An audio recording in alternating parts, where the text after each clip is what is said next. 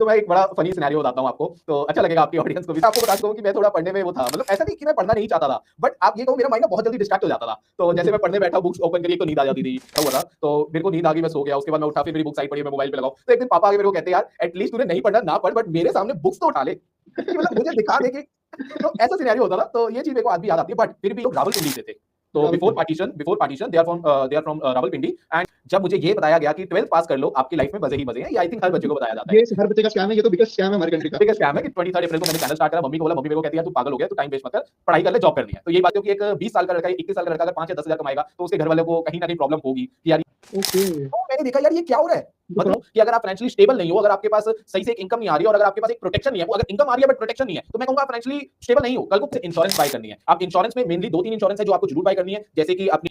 तो अगर आपके पॉडकास्ट में जितने भी यूथ देख रहे हैं और वो अर्निंग कर रहे हैं और उन्होंने अगर इन्वेस्टमेंट नहीं करी हुई, इंश्योरेंस नहीं ली हुई, जल्दी जाइए, लेट हो रहे हैं वो लोग। एक एग्जांपल देता हूं, आपके टेबल पे 1 लाख रुपए पड़ा है, 1 साल बाद भी आप आओगे तो वो 1 लाख यहीं का यहीं पड़ा है, बट मार्केट में एक चीज उस 1 लाख की कम होगी। आप मेरे को बताओ, एफडी में इन्वेस्ट कर देते हो, एफडी में आ जाता है 8% का इंटरेस्ट, और हम इन्फ्लेशन मान लेते हैं। उस चीज को समझो, उस रिस्क को समझो। अगर नहीं समझ आ रहा, आप एडवाइजर की हेल्प लो ना, नहीं ले सकते, बट एफडी में करते हैं, एफडी में एक प्रॉब्लम है आने वाले टाइम में। अभी तो इंटरेस्ट कंट्री में अगर हम बात करें, one of the major best mutual fund managers in the country. जैसे मैं स्टॉक्स में भी इन्वेस्ट करता हूं, मैं म्यूचुअल फंड में भी करता हूं। मैं किसी स्टॉक को बाय करता हूं तो मुझे पता है कि मान लीजिए वो स्टॉक आपने सेल करा और मैंने बाय करा, तो मुझे पता है मेरा पैसा आपके पास गया, बट एफएमसीजी का बिजनेस पसंद है, मैं खुद तो नहीं कर सकता, बट मैं उस कंपनी में पैसा लगा के उसका शेयर होल्डर तो बन सकता हूं। तो आएगा ही आएगा। इवन मेरे को भी फोमो फील होता है, कभी स्टॉक मिस हो गया तो फोमो फील होता है कि मेरे से टिल 2019 तक नहीं बिलीव हुआ, बट जब 2019-20 में मैंने इन्वेस्ट करा सही टाइम पे, सही सोचकर कौन सी कंपनी ईटीएफ का प्राइस है, मैं हर महीने कुछ ईटीएफ ये बाय कर लेता हूं, क्योंकि इसको बाय करने से मेरा पैसा 50 कंपनी के अंदर चला जाता है। शेयर कर रहे हो यूथ को, जो मोटिवेट कर रहे हो, वो बहुत इंपॉर्टेंट है हमारी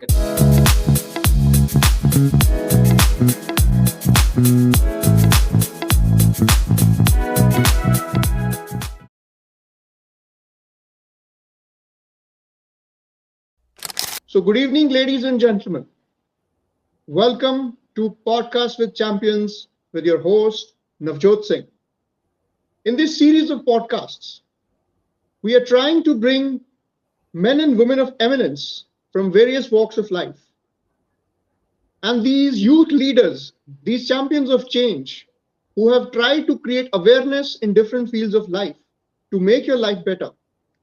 And today, it fills my heart with absolute joy and elation and gratitude as well to introduce to you a very dear friend and a very, very, renowned financial advisor, Shri Jaskirat ji. So, Jaskirat ji, welcome to the podcast. Thank you so much Navjot ji for inviting me. और मेरे को बहुत अच्छा लग रहा है आज आपने मेरे को इनवाइट करा अपने पॉडकास्ट में। और आप जो वर्क कर रहे हो अपनी सोसाइटी के लिए, अपने जो आपके साथ कनेक्टेड है, आप यूथ के लिए जो काम कर रहे हो, वो देख के मेरे को बहुत अच्छा लगता है। मैं आपको काफी टाइम से, जब हम लास्ट मिले हैं उसके बाद से ही आपको रेगुलर फॉलो कर रहा हूँ। तो मैंने आपका कंटेंट डीप देखा है, मतलब पूरा अंदर जाके देखा। आपके इंस्टाग्राम पे आपने जो वीडियोस क्रिएट करी है वो काफी बढ़िया है, और जो वो यूथ को कहीं ना कहीं एम्पावर करने के लिए, कहीं ना कहीं उनको मोटिवेट करने के लिए बहुत ही बढ़िया है। तो थैंक यू सो मच, मुझे बहुत अच्छा लग रहा है आज आपके प्लेटफॉर्म पे आपने मुझे इनवाइट किया। Thank you so much. Jaskirat ji, ये हमारा सौभाग्य है, इट्स अ प्रिविलेज कि आपने टाइम निकाला और अपना busy schedule, in fact we were discussing in the day also that you are busy with your trading and all that. So इस वजह से वी आर ग्रेटफुल कि आप आए। और तो मैं श्रोताओं की जानकारी के लिए बताना चाहूंगा कि जसकीरत जी ने एक ऑर्गेनाइजेशन की फाउंडर है, वो फाइनेंशियल अड्डा, जिसके थ्रू वो देश में फाइनेंशियल लिटरेसी को फैलाने का बहुत अच्छा काम कर रहे हैं। When I met Jaskirat ji in Ludhiana in international youth parliament, तो वहां पे उनसे बात करके बहुत अच्छा लगा। एक ऐसा बॉन्ड महसूस हुआ कि लगा ही नहीं पहली बार मिल रहे हैं। और इन्होंने तब ये चीज वहां पे भी हाईलाइट की थी कि किस तरह से हमें मल्टीपल स्ट्रीम्स ऑफ इनकम बनाना आज की इस दुनिया में बहुत जरूरी है, क्योंकि महंगाई बढ़ रही है, प्लस सबको तो सरकारी नौकरी नहीं मिलेगी या प्राइवेट सेक्टर में भी जॉब लेना सबके लिए पॉसिबल नहीं है। तो उस संदर्भ में जसकीरत जी की ये बात कि हमें multiple streams of income generate करना बहुत जरूरी है। तो मैं जसकीरत जी, अब हम आपके बचपन की ओर चलते हैं। तो मैं तो आपको अच्छे से जानता हूं, बट जो श्रोता हैं उनकी जानकारी के लिए आप बताएं अपने बचपन के बारे में, अपनी फैमिली, कैसा रहा आपका बचपन, स्कूलिंग कहाँ से किया आपने, और बचपन में नटखट तरह के छात्र थे या बड़े ही सिंसियर थे, तो किस तरह के छात्र थे आप, कैसी लाइफ रही बचपन में? मतलब मुझे यहाँ पर सब कुछ सच बताना पड़ेगा, राइट? एकदम एकदम। तो नवजोत जी, ऐसा था कि मैं स्कूलिंग जो मेरी हुई है, दिल्ली में स्कूल है गुरु हरकृष्ण पब्लिक स्कूल, और जो पूरे पंजाब में भी है, दिल्ली में भी है, काफ़ी सारी ब्रांचेस हैं। और गुरु हरकृष्ण पब्लिक स्कूल से मेरी स्कूलिंग हुई है, और आफ्टर स्कूलिंग यानी 10th के बाद मैंने कॉमर्स बैकग्राउंड में जो है अपना करियर अपॉर्चुनिटी मैंने चूज करी। तो कॉमर्स विद मैथ्स, बिकॉज मेरे फादर का एक वो था, ड्रीम था कि मैं कॉमर्स करूं। जैसे उन्होंने अपने लाइफ में कॉमर्स नहीं करी, उन्होंने आर्ट्स करी थी, तो वो चाहते थे कि मैं कॉमर्स सेक्शन में जाऊं, यानी मैं कॉमर्स के बारे में पढ़ाई करूं, rather than goes to science या आर्ट्स। उससे बेटर है कि मैं कॉमर्स में जाऊं। और 10th में after scoring okay okay average marks, तो मेरे अराउंड 70% CGPA थी 10th में, जो कि मैंने अपनी मेहनत करके मुझे लगता है कि मैंने काफी अच्छा अचीव कर लिया था। तो आफ्टर दैट मेरे को आराम से जो कॉमर्स विद मैथ्स थी वो मेरे को मिल जाती है स्कूल में। और वहीं से मेरा जो इंटरेस्ट होता है, धीरे धीरे जो बिजनेस की साइड का हो या फाइनेंस की साइड का हो, वो इंटरेस्ट डेवलप होने लग जाता है। क्योंकि कॉमर्स का मैं एक स्टूडेंट हूँ, तो कॉमर्स में हम लोग अकाउंटिंग पढ़ते हैं, बिजनेस स्टडीज पढ़ते हैं, हम लोग मैथ्स पढ़ते हैं, तो बहुत सारी चीजें, और आपका इंटरेस्ट कहीं ना कहीं उस फील्ड में आ जाता है। अब क्योंकि मैं बिजनेस स्टडीज पढ़ता था, तो ऑब्वियस सी बात है मेरे को बिजनेस करने का भी शौक था। और ये शौक मेरे को था 10th क्लास से ही, जब मैं अपने फादर के साथ बिजनेस में आ चुका था। तो मैं बिजनेस स्टडीज में, आप बिलीव करो, 11th और 12th की मैं आपको एक अपना केस बताता हूं कि 11th और 12th में बिजनेस स्टडीज के एग्जाम में मैं जो अपना बिजनेस मैनेज करता था अपने पापा के साथ, जो उनके बिजनेस में मैं हेल्प करता था, मैं बिजनेस स्टडीज के एग्जाम में वही एग्जाम्पल लिख के आता था। सो जब 12th का बोर्ड के एग्जाम्स हुए और आफ्टर बोर्ड जब रिजल्ट आया, तो मेरे हाईएस्ट मार्क्स बिजनेस स्टडीज में ही आए, 100 में से 90। और वो 90 इसीलिए आए क्योंकि मुझे ऐसा लगता है कि मैंने बिजनेस स्टडीज में एक प्रैक्टिकल एग्जांपल्स लिखे थे, रादर देन थ्योरेटिकल मैं उसमें लिख के आऊं। उससे जब मेरे को आज भी याद है, जब मैं उस टाइम एग्जाम दे रहा था 12th क्लास में, 2016 का टाइम था, तो मुझे याद है मैंने एग्जांपल्स में अपने जो भी मैं बिजनेस करता था अपने फादर के साथ, और बहुत सारे बिजनेस करे जो मैं आगे पॉडकास्ट में आपको बताऊंगा, तो वो मैंने प्रैक्टिकल नॉलेज वहां पर लिख के आया था, और उसी ने मेरे को 100 में से 90 मार्क्स दिए थे, जो कि मेरे हाईएस्ट थे बाकी सारे सब्जेक्ट्स में से। तो मतलब बाकी सब्जेक्ट्स में मेरे मार्क्स ठीक ठीक थे, बट बिजनेस स्टडीज जो कि मेरा एक फेवरेट सब्जेक्ट था, क्योंकि मैं बिजनेस करता था, तो मेरे उसमें हाईएस्ट थे।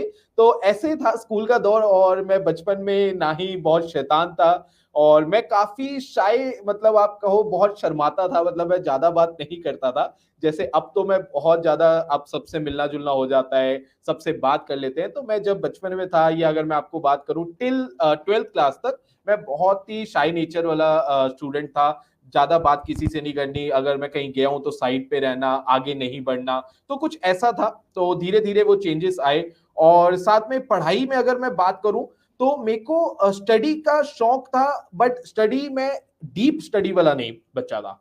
मतलब आप कह सकते हो ना, कुछ बच्चे होते हैं पढ़ाकू जो पूरी स्टडी करते हैं, बुक्स सारी पढ़ लेते हैं, मैं वैसा नहीं था। मैं प्रैक्टिकल नॉलेज गेन करने में ज्यादा फोकस करता था एज कंपेयर टू थ्योरेटिकली। फिर भी मैं पास हो जाता था, अच्छे नंबर में ले आता था, बट मेरा फोकस मेन रहता था मैं प्रैक्टिकल नॉलेज गेन करूं। तो इस तरह मेरा बचपन बीता, एंड आगे आप देख ही रहे हो। पेरेंट्स पेरेंट्स का क्या होता था? वो पढ़ने के लिए बोलते थे, या कैसा वो रहा वो बचपन में? पेरेंट्स का डांट वांट पड़ती थी या ओके, क्या होता था? तो मैं एक बड़ा फनी सिनेरियो बताता हूँ आपको, तो अच्छा लगेगा आपके ऑडियंस को भी सुन के ऐसा। तो एक बार मैं आपको बता चुका हूँ कि मैं थोड़ा पढ़ने में वो था, मतलब ऐसा नहीं कि मैं पढ़ना नहीं चाहता था, बट आप ये कहो मेरा माइंड ना बहुत जल्दी डिस्ट्रैक्ट हो जाता था।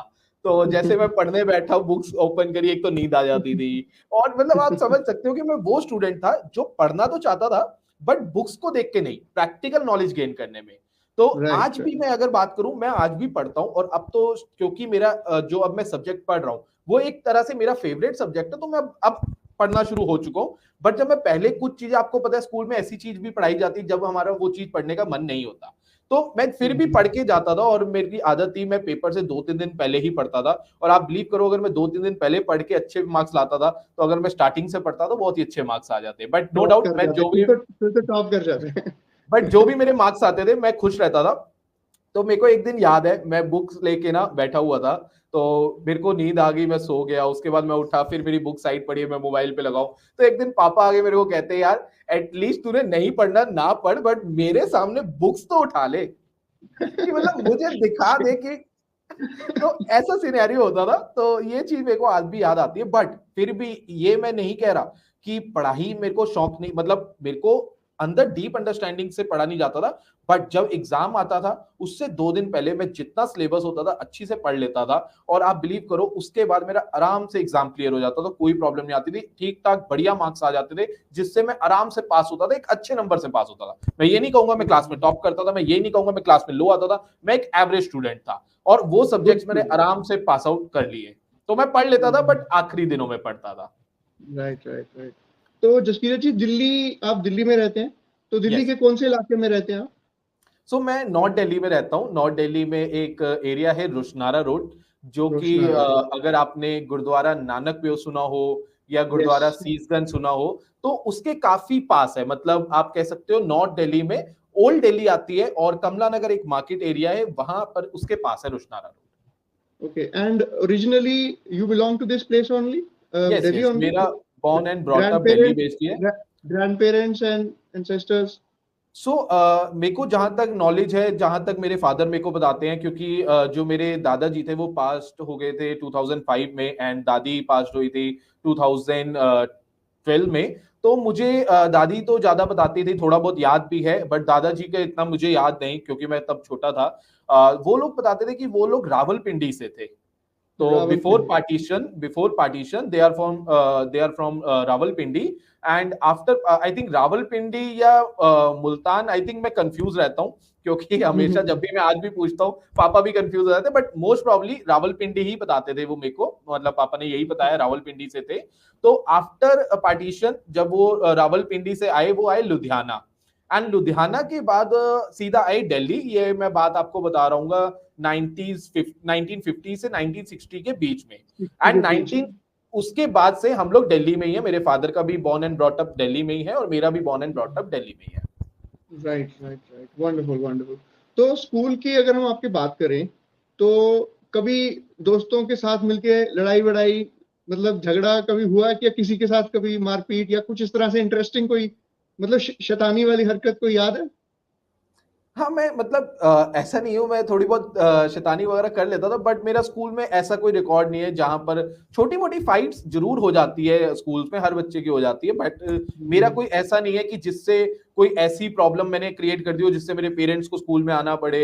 ऐसा कुछ मेरा वो नहीं है। तो मैं मतलब वो बच्चा था जो स्कूल जाता था, अपने ही कुछ मेरे फ्रेंड्स होते थे जिनके साथ मैं बैठता था, मेरा बस राइट उनके राइट। साथ बातचीत हो गई और उसके बाद घर आ जाना बस।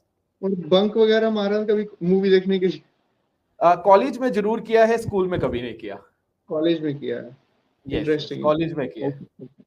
तो जसकीरत जी, आपने कॉलेज के बाद जैसे फिर ये जर्नी आपकी जो ट्रेडिंग की तरफ की आपकी जर्नी, उसके बारे में थोड़ा सा बताइए। जो आपने बिजनेसेस भी आपने कुछ सेटअप किए हैं, किस तरह से आप, हम चाहते हैं कि श्रोताओं को आप बताएं कि किस तरह से वो भी उनको इंस्पिरेशन मिलेगी, क्योंकि आजकल स्टार्टअप्स का जमाना है, इन्फ्लुएंसर्स का जमाना है, तो उनको भी एक आपकी थ्रू एक लाइट मिलेगी कि वो भी इस तरफ एक अपना इनिशिएशन कर सकते हैं।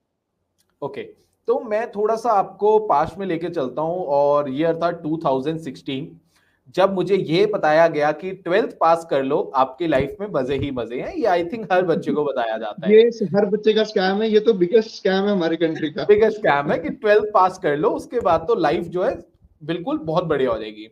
बट 12th पास आउट करने के बाद मुझे पता चलता है कि मेरी फैमिली में जो फाइनेंशियली स्टेटस है, मेरी फैमिली का मतलब फाइनेंशियली इनकम है, वो इतनी ज्यादा स्ट्रांग नहीं है। मतलब हम अर्न अच्छा कर रहे थे, ऐसी बात नहीं है, बट जो आज के टाइम के एक्सपेंसेस है उसको मीटअप नहीं कर पा रहे थे, कहीं ना कहीं गैप आ रहा था।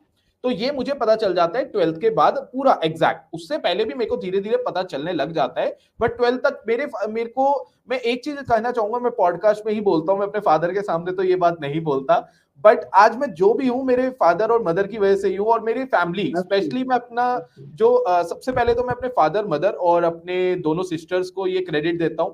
उसके बाद मैं हर एक फैमिली रिलेटिव को भी क्रेडिट देता हूं, क्योंकि आज मैं यहां हूं, मेरे को सबने सपोर्ट करा। मेरे हर एक रिलेटिव, इवन अगर मैं दादका साइड से कहूं या मैं नानके साइड से कहूं, मतलब दोनों मामा साइड से और बुआ वाली साइड से, हर एक ने फैमिली में मेरे को काफी ज्यादा प्रॉब्लम्स आई थी, बट सबने मेरे को सपोर्ट करा और उसी सपोर्ट से मैं आज यहाँ पर बैठा हूं। तो मैं उनका थैंक यू जरूर करता हूं, चाहे मेरे को कहीं पे भी मौका मिले। तो ऐसा ही चल रहा था। तो 2016 के बाद जब मैं पास आउट होता हूँ 12th क्लास से, मुझे पता चलता है कि फैमिली में जो फाइनेंशियली हमारी स्टेटस है वो ज्यादा स्ट्रांग नहीं होता। इनकम तो हम जरूर जनरेट कर रहे हैं बट एक्सपेंसेस हमारी इनकम से काफी ज्यादा है। तो ऐसे केस सिनेरियो में ये हुआ, फिर भी जैसे जैसे मेरे फादर मेरी मदर ने मेरी एडमिशन एक अच्छे कॉलेज में करवाई, आईपी यूनिवर्सिटी दिल्ली में, आपने नाम सुना होगा, इंद्रप्रस्थ गुरु Govind Singh ji Indraprastha university. Very good, उसमें वेरी मैंने गुड। बीबीए का मैंने कोर्स सिलेक्ट किया और मेरा कॉलेज में एडमिशन हुआ। एंड वहां से मेरी जो जर्नी होती है स्टार्ट हो जाती है। अब हमारे पास, मेरे पास और मेरे फादर के पास एक ऑफिस होता है जहां पे फादर बिजनेस करते हैं अपना ट्रांसपोर्ट का, और उसी बिजनेस के अंदर मैंने एक बिजनेस और ऐड ऑन करा, पैकर्स एंड मूवर्स का।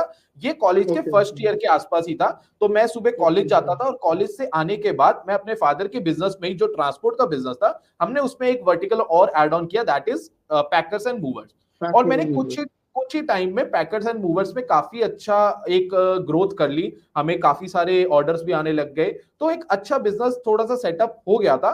बट क्योंकि वो बिजनेस काफी कैपिटल इंटेंसिव था, जहां पर मेरे को ट्रक्स लेने होते थे, जहां पर मेरे को काफी सारी इन्वेंट्री चाहिए थी, तो बहुत सारी चीजें चाहिए थी उस बिजनेस में। तो उस टाइम मेरे पास इतना फंड्स नहीं थे, ना ही मेरे फादर के पास थे। तो मैं उस बिजनेस पे थोड़ा थोड़ा धीरे धीरे साइड होने लगा। और अब मैंने क्या करा, मैं थोड़ा सा यहाँ पर अपना एक और बिजनेस के बारे में बताऊंगा। अब जो वो ऑफिस मेरे पास था, फादर अपना जो थोड़ा बहुत ट्रांसपोर्ट का काम कर रहे थे वो कर रहे थे, मैं भी उनके साथ हेल्प कर रहा था। अब टाइम आ चुका था 2017-18 का, और सब ठीक ठाक चल रहा था। बहुत ज्यादा मैं नहीं कहूंगा कि ग्रोथ हो रही थी, बट हाँ, खर्चा पानी चल रहा था, एक डिसेंट लाइफस्टाइल चल रहा था। बट अभी भी फाइनेंशियली प्रॉब्लम चल रही थी।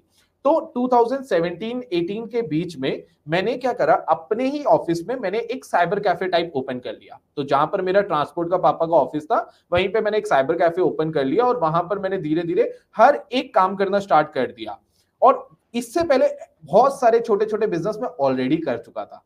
जैसे 12th और फर्स्ट ईयर में मैं अपने जीजा जी के साथ भी थोड़ा बहुत काम करता था। तो मतलब कहने का ये मतलब है, मैं ये सब इसलिए एक्सपीरियंस बता था रहा हूँ, आपको, एक्सपीरियंस था आपको। मैं ये सब इसलिए बता रहा हूं कि ये सारी चीजें करने से मेरे को उस टाइम हेल्प मिली। मेरे को जो जितना भी फंड्स मेरा रेज हो जाता था, यानी जितना भी मैं अर्न करता था, वो कहीं ना कहीं मेरी पॉकेट मनी बन जाती थी। तो मुझे उस टाइम राइट, अपने पापा से या मम्मी से नहीं मांगना पड़ता था, मेरा खर्चा चल रहा था। तो 17th-18th में मैंने अपना साइबर कैफे ओपन कर लिया, और वो साइबर कैफे के थ्रू मैंने सारे काम ऑनलाइन के जितने, क्योंकि मेरे पास लैपटॉप था, इंटरनेट था, मुझे नॉलेज थी, तो काफी हमारे एरिया पे जिनको नहीं आता था काम करना, उनकी मैं हेल्प कर देता था, और अपना खर्चा पानी मैं कॉलेज के बाद निकाल लेता था। तो मैं ये कह सकता हूँ, जितना मैं सुबह कॉलेज में अगर 200 या 200 या 300 स्पेंड करके आता था, वो मैं शाम को आके 300, 400, 500 अर्न कर लेता था। तो एक मेरा डिसेंट लाइफ चल रही थी मेरे लिए, मेरा खर्चा बनना स्टार्ट हो गया था। बट मेरे को जो शौक था वो थोड़ा सा अलग था, मुझे पैसा कमाना था, और पैसा कमाने के लिए मैं मेहनत कर ही रहा था। तो मेरी और फादर, एक दिन मैं और मेरे पापा बैठे हुए थे ऑफिस में, तो मेरे पापा मुझे कहते हैं कि क्यों ना अब स्टॉक मार्केट में ट्रेडिंग स्टार्ट करी जाए। उन्होंने कुछ साल पहले ट्रेडिंग करी थी। तो उन्होंने मेरे को कहा कि स्टॉक मार्केट की ट्रेडिंग स्टार्ट कर, मैं देख लेते हैं, जैसे भी होगा तू इसको स्टार्ट कर। तो 2017 21 सितंबर, मुझे डेट भी याद है, मैंने अपने फर्स्ट स्टॉक्स लिए। 30,000 रुपीज मैंने इन्वेस्ट करा, और ये 30,000 रुपीज मैंने बोरो करे थे। और बोरो भी किससे करे थे, मैंने अपनी मम्मी से उधार लिए थे 30,000 रुपीज, जिसका आज तक मम्मी को नहीं पता वो 30,000 रुपीज कहाँ चले गए हैं। ओके, तो इस तरह से मेरा ट्रेडिंग जर्नी जो है 2017 21 सितंबर को स्टार्ट होती है। शेयर्स लेना मैं स्टार्ट कर देता हूँ, जो न्यूज चैनल पे चल रहा होता है, जो न्यूज़पेपर पे आ रहा होता है, मैं सब शेयर्स बाय करने लग जाता हूँ। कोई नॉलेज नहीं, कोई कुछ नहीं, बस जिसने जो कह दिया मैंने बाय कर लिया। ऐसे ही 6-7 महीने के अंदर अंदर, या मैं 1 साल के अंदर अंदर, मैंने नोटिस करा कि जो पैसा मैंने लगाया था वो खत्म हो गया। मतलब मैं ऐसे स्टॉक्स बाय कर चुका हूं जिनकी कोई अब वैल्यू रही नहीं, या वैल्यू आप ये मान के चलो 60-70% डाउन हो गई। तो मुझे नहीं थी नॉलेज। ये सब चीजों के बाद मैंने डिसाइड करा कि मेरे को शेयर मार्केट को सीखना ही पड़ेगा, एंड देन वहां से मेरी जर्नी स्टार्ट हो जाती है स्टॉक मार्केट की। 2018 में ये सर्टिफिकेट आप देख रहे हो बीएससी इंस्टीट्यूट का है। तो 2018 एंड 2019 मैंने पूरे 1 साल का डिप्लोमा सर्टिफिकेट करा, जो मेरा लास्ट 3rd ईयर चल रहा था कॉलेज का। उसी टाइम पे मैंने बीएससी इंस्टीट्यूट, बीएससी है बॉम्बे स्टॉक एक्सचेंज, उनका ये इंस्टीट्यूट है, मैंने वहां से global financial market professional course किया, जहां पर नॉट ओनली स्टॉक मार्केट, मैंने हर एक मार्केट का एक्सपीरियंस लिया, वहां से हर एक मार्केट के बारे में सीखा। एंड वहां से जो जो मैं सीखता था, उसी के बीच में शुरुआत होती है फाइनेंशियल अड्डा की। आई नो थोड़ा सा लंबा हो रहा है, बट यहाँ जर्नी थोड़ी सी बड़ी है। नहीं वो जरूरी भी है। 23 अप्रैल 2018 फाइनेंशियल अड्डा की शुरुआत होती है। और फाइनेंशियल अड्डा की शुरुआत ऐसे होती है, मैंने मम्मी को बोला मैं यूट्यूब से, क्योंकि मैं इन बिटवीन देखता रहता था कहां से पैसा बनेगा, तो किसी ने बोला यूट्यूब चैनल स्टार्ट कर लो पैसा बन जाएगा, तो हमने काम वो भी कर लेंगे। कोई काम मैंने छोड़ा नहीं, कहने का ये मतलब है पैसे कमाने के लिए मैंने हर मेहनत करी है। तो 2018 23 अप्रैल को मैंने चैनल स्टार्ट करा। मम्मी को बोला, मम्मी मेरे को कहती यार तू पागल हो गया, तू टाइम वेस्ट मत कर, पढ़ाई कर ले, जॉब करनी है। तो यही बात चलती रहती थी। तो फिर भी मैंने चैनल स्टार्ट कर दिया। अब जो मैं कोर्स में सीखता था 2018 और 19 के बीच में, वहां से जो मैं सीखता था उसी से रिलेटेड कंटेंट क्रिएट कर देता था। एंड धीरे धीरे धीरे थोड़ा टाइम लगा, 2018 से लेके 2020 तक नो रिजल्ट, सिर्फ और सिर्फ वीडियोस जाती रही, मेहनत चलती रही, पैसा इन्वेस्ट होता रहा, रिजल्ट कोई नहीं आया। इन बिटवीन मैंने अपना बिजनेस भी स्टार्ट करा, जो मैं आगे आपको बताऊंगा। जो आज भी मैं बिजनेस कर रहा हूं वो मेरी नींव थी, आज मैंने उसको थोड़ा सा बढ़ा दिया है, वो कैसे बढ़ाया सब बताऊंगा। तो इस तरह से मेरा जो जर्नी थी, 2020 आया कोविड का टाइम, वहां पर मेरे को एक बूस्ट मिल जाता है। तब मेरे फॉलोअर जो 5000 पहुंचे थे 2020 जनवरी में, मार्च तक पहुंचते पहुंचते 50,000 हो गए। और मई एंड जून 2020 आते आते 1 लाख फॉलोअर्स हो गए थे इंस्टाग्राम पे। वहां से बूस्ट मिलता है। तो ये थी अभी तक की जर्नी। Right wonderful. आपके मतलब जो जर्नी से एक चीज तो समझने को मिलती है, और श्रोता ये चीज तो सीख सकते हैं कि किसी भी चीज को ट्राई करने से डरना नहीं चाहिए, क्योंकि अक्सर हम तब हार जाते हैं जब हम कोशिश नहीं करते हैं। जब ठान लेते हैं तो कुछ ना कुछ तो हम कर ही लेते हैं। और जैसे आपने डिफरेंट जो 12th में भी, आपने फर्स्ट ईयर में भी जो एक्सपीरियंस लिए जो बिजनेसेस के, वो आपको बाद में जरूरी हेल्प करते हैं। बिकॉज कहते हैं ना, नॉलेज और एक्सपीरियंस कभी जाया नहीं जाता है। इन वन वे और the other it is going to help us in the times to come. तो और आपको किस तरह से हेल्प हुआ हम आगे जानेंगे आपकी बिजनेस जर्नी में। अब फाइनेंशियल अड्डा बन चुका है और उसमें ग्रो कर रहे हैं। अब इसको नेक्स्ट लेवल पे ले जाने की जर्नी किस तरह से शुरू हुई, और आप जो बताया कि आपने कुछ बिजनेसेस भी सेटअप किए और उसको अभी आपने अपग्रेड भी किया, तो वो स्केल अप किया, वो कैसे किया आपने? बिल्कुल। तो मैं आपकी एक बात पे आपने एक बात करी कि अगर आप लाइफ में कुछ ठान लेते हो तो उसको करना जरूरी होता है। और जब तक आप कुछ लाइफ में कुछ एक गोल नहीं रखोगे ना, तब तक वो अचीव भी नहीं होगा। तो ऐसे ही मैंने हर एक लाइफ में गोल रखा था। जैसे मेरा गोल था, मेरे को कंटेंट क्रिएटर या आपको इन्फ्लुएंसर बनना है तो बनना है, उसके लिए फिर मैंने मेहनत करी। दूसरा मेरा एक गोल था, ये रीसेंट गोल कह लो आप, 2-3 साल पहले, कि मेरे सारे इन्फ्लुएंसर फ्रेंड या कंटेंट क्रिएटर बड़े बड़े कॉलेजेस में जा रहे हैं। तो मैंने कहा मेरा भी सपना है, मेरे को बड़े कॉलेज में जाना है। एंड वो सपना पूरा हुआ। तो मतलब कहने का ये मतलब है, अगर आप सपना देखोगे, आप ड्रीम देखोगे या कोई गोल बनाओगे माइंड में, तो वो अचीव होगा। एंड बिलीव मेरे को एसआरसीसी जो कि है, मैंने मन में सोचा या जो मैंने गोल बनाया वो अचीव हुआ। मेरे को SRCC Shri Ram college of commerce Delhi में, वहां से इनवाइट आता है एज अ जज, रामानुजन कॉलेज में पढ़ाने के लिए बोला जाता है। तो कहने का ये मतलब है, अगर मैं सोचता ना तो शायद पूरा ना होता। तो ये मैंने आपने जो बोला था ना कि अगर आप लाइफ में कुछ ठान लेते हो तो वो पूरा होता है, ये वो चीज थी, मैंने ठाना था तो पूरा हुआ। तो अब आ जाते हैं 2018 से, मैंने आपको बताया 2020 में फाइनेंशियल अड्डा को ग्रोथ मिल जाती है। बट 2018, 2019 और 2020 की स्टार्टिंग तो बहुत मतलब वो थी प्रॉब्लम वाली ना, क्योंकि ना ही मैं उस टाइम अर्न कर रहा था। अब अर्न मैं अगर कह रहा हूं कि मैं साइबर कैफे रन कर रहा था, तो उससे मेरी अर्निंग नहीं हो रही। आप अर्निंग से मैं ये कह सकता हूं कि एक होता है कि पॉकेट मनी अर्निंग हो रही है, बट अर्निंग में ये कहता हूं कि जब आप एक अच्छे से मतलब लाइफस्टाइल में आ जाते हो, आपके पास एक्सपेंसेस से ज्यादा इनकम आ जाती है, तब मैं कहता हूं कि आप पैसा कमा रहे हो। जब अगर आपके एक्सपेंसेस मान लो 10,000 है और आपके पास इनकम 5,000 आ रही है, तो मैं यही कहूंगा अभी आपको और मेहनत करनी पड़ेगी। बट मैं ये कह सकता हूं कि मेरे एक्सपेंसेस हैं 10,000, बट अब मेरी इनकम आ रही है 20,000, तो मैं कह रहा हूं हाँ मैं बेटर करने लग गया हूं। तो अब 2018 से लेके 19 और 20 इन बिटवीन फाइनेंशियल अड्डा को ग्रो करने में पूरी मेहनत चल रही थी। बट मैंने नोटिस करा कि मेरे को साथ में कुछ ना कुछ बिजनेस भी करना पड़ेगा, बिकॉज मेरे को जॉब नहीं करनी थी। मैं इंटरव्यू देने जाता था और इंटरव्यू भी पास कराता था, बट मेरा मन नहीं कर रहा था कि मेरे को जॉब करनी है। तो मैं 2-3 जगह इंटरव्यू भी देने गया, मैं पास भी हो गया, उन्होंने मेरे को बोला भी आप आ जाइए, बट मेरा नहीं मन करता था। तो 2018 में जब मैं पढ़ाई कर रहा था स्टॉक मार्केट की, तो वहां पर म्यूचुअल फंड का एक सेशन था हमारा, जहां पे म्यूचुअल फंड्स के बारे में मेरे को सिखाया जाता है। और वहीं पे मैंने एक एग्जाम क्लियर करा, that is NISM series 5 mutual fund distributor exam. अब ये एग्जाम क्लियर करने के बाद मैं बन जाता हूँ म्यूचुअल फंड डिस्ट्रीब्यूटर, जिसका काम है म्यूचुअल फंड्स को सेल करना और अपने जो क्लाइंट्स हैं उनको गाइड करना related to mutual fund queries.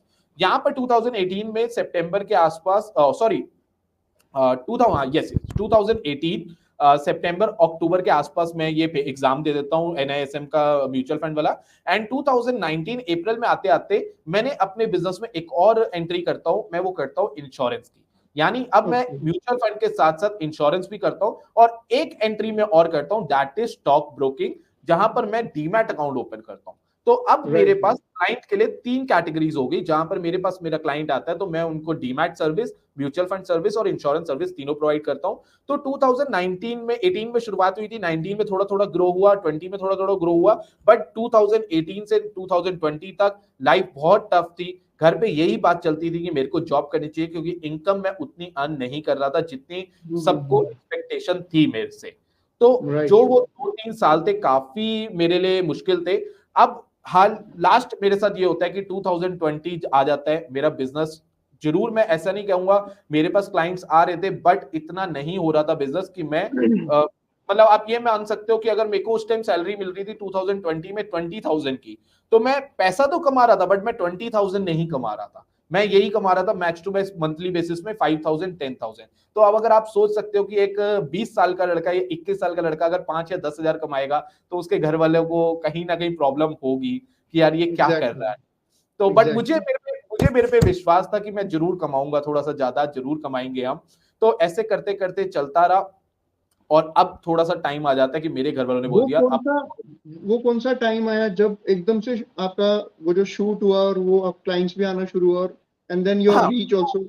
वो अभी आने वाला है बस। तो उससे पहले ये मैं एक सिनेरियो बहुत जरूरी बताना चाहता हूँ, क्योंकि यहाँ पे एक फाइनेंशियल लिटरेसी की बहुत इंपॉर्टेंट मैं नॉलेज शेयर करना चाहता हूँ। 2020 में मेरी जॉब लग जाती है। जॉब क्यों लगती है? क्योंकि मैंने आपको बताया मेरी इनकम इतनी नहीं थी, तो मेरे को घर पे यही बोला गया कि अब देखो जॉब करनी ही पड़ेगी। तो मैं भी जाता हूँ एक कंपनी में इंटरव्यू देने, ब्रोकिंग फर्म थी, मेरे को वहां पे आराम से जॉब मिल जाती है, सेल्स की जॉब थी। तो और जॉब भी मिलती है मेरे घर के पास। तो ये था टाइम 2020 मार्च जनवरी मंथ, कोविड से 2-3 महीने पहले, जब कोविड 1 आना था, मतलब 19 आना था, उससे 2-3 महीने पहले की ये बात है। बट मैं वहां जॉब पे ये देखता हूं, जिस दिन मेरी ट्रेनिंग होती है, नवजोत जी आप बिलीव नहीं करोगे, जो मेरे कलीग है ना जिसने मेरे को ट्रेनिंग देनी थी, वो वहां पे बैंक, जिस बैंक में था वो बहुत बड़ा बैंक है, वहां पे जो भी क्लाइंट्स आ रहे हैं उनको बिना बताए उनका डीमैट ओपन कर रहे हैं, उनको बिना बताए उनको इंश्योरेंस बेच रहे हैं। ओके, तो मैंने देखा यार ये क्या हो रहा है। मतलब फॉर एग्जाम्पल नवजोत जी आप मेरे पास आते हो, आप मेरे को बोलते हो कि मेरे को एक बैंक अकाउंट ओपन करना है, तो मैं आपको कहूंगा कि नवजोत जी 3,000 रुपीज मिनिमम बैलेंस रखना है, बैंक अकाउंट आपका ओपन हो जाएगा। वो ये कहते थे, वो कहते थे बैंक अकाउंट ओपन करना है तो 4,000 लगेंगे। तो 4,000 में कैसे होता था, 3,000 सेविंग्स अकाउंट के, 500 रुपीज डीमैट के, 500 इंश्योरेंस के। अब वो इंश्योरेंस और डीमैट आपको अगर चाहिए तो ठीक है, नहीं चाहिए तो जबरदस्ती क्यों मैं बेचूं? वो कहते थे एनफोर्स्ड हो गया। मैंने उनसे पूछा कि भाई ये क्या कर रहे हो, ये तो आप गलत कर रहे हो। तो उन्होंने मेरे को कहा कि अगर आपको जॉब में टिकना है या जॉब में रुकना है तो 2020 में मैं वो जॉब 15 से 20 दिनों के अंदर छोड़ देता हूं और घर पे आके अब मेरा फाइनल डिसीजन आ जाता है अपने घर पे फादर मदर सिस्टर्स को कि अब मुझे जॉब के लिए मत बोलना, सिर्फ और सिर्फ मेरे को 2 साल दे दो। अगर मैं कुछ बन गया तो ठीक है, नहीं बना तो आप लोग मेरे को कहीं पे भी जॉब बोलोगे मैं कर लूंगा। तो 2020 के बाद मैंने कंटेंट क्रिएशन करा और मैंने आपको बताया कोविड ने बहुत हेल्प, मतलब कोविड तो टाइम बहुत गलत था बट बूस्ट वहीं पे मिला हमें, क्योंकि लोग सब घर पे थे, स्टॉक मार्केट की नॉलेज जानना चाहते थे। हम लोग स्टॉक मार्केट का, मैंने इतना कंटेंट बनाया, रात को 3-3 बजे तक मैंने कंटेंट बनाया, 4-4 बजे तक कंटेंट बनाया और वो कंटेंट बहुत वायरल हुआ। मतलब ऐसा होता था कि एक एक पोस्ट 2-2 लाख 3-3 लाख लोगों तक पहुंच रहा है।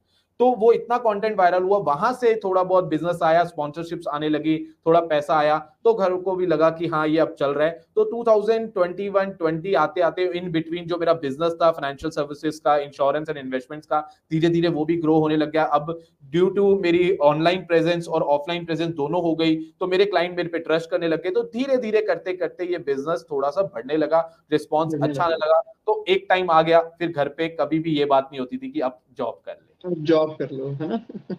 Wonderful wonderful, it's a beautiful beautiful actually the point you made that अगर आपको कोई चीज को चेज करना है then you have don't have to listen to anyone. अगर आपके दिल में यहाँ पे वो चीज पक्की है तो आपको परसिस्ट करना पड़ता है, कई बार अपनी बात को मनवाने के लिए उस चीज पे अड़ना भी पड़ता है, बिकॉज जो सपने आपके दिमाग में है शायद वो दूसरा बंदा उस तरह से उस चीज को नहीं देख पाता है। तो आपने परसिस्ट किया उसको, and then you eventually you reap the benefits, the fruits of your hard work as well. And जो देख रहे हैं बच्चे और जो यूथ देख रहे हैं जो फाइनेंशियल फील्ड में अपना कुछ करियर बनाना चाहता है, तो उनके लिए भी ये लेसन है कि जल्दी रिजल्ट्स पे मत जाइए, वक्त दीजिए, रिजल्ट्स जरूर आएंगे, बट टाइम देना पहले बहुत जरूरी। बहुत बढ़िया, बहुत बढ़िया। तो Jaskirat ji, now let's come to the financial aspect of the things.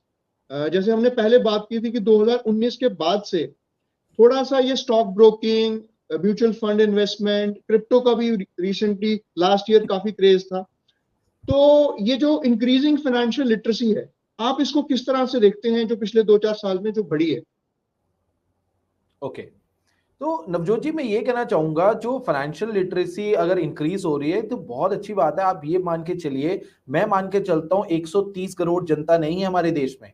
हमारे देश में, इंडिया में 150 करोड़ से भी ऊपर की जनता है, और अभी इन्वेस्ट कितने कर रहे हैं? सिर्फ गिनती के कुछ परसेंट।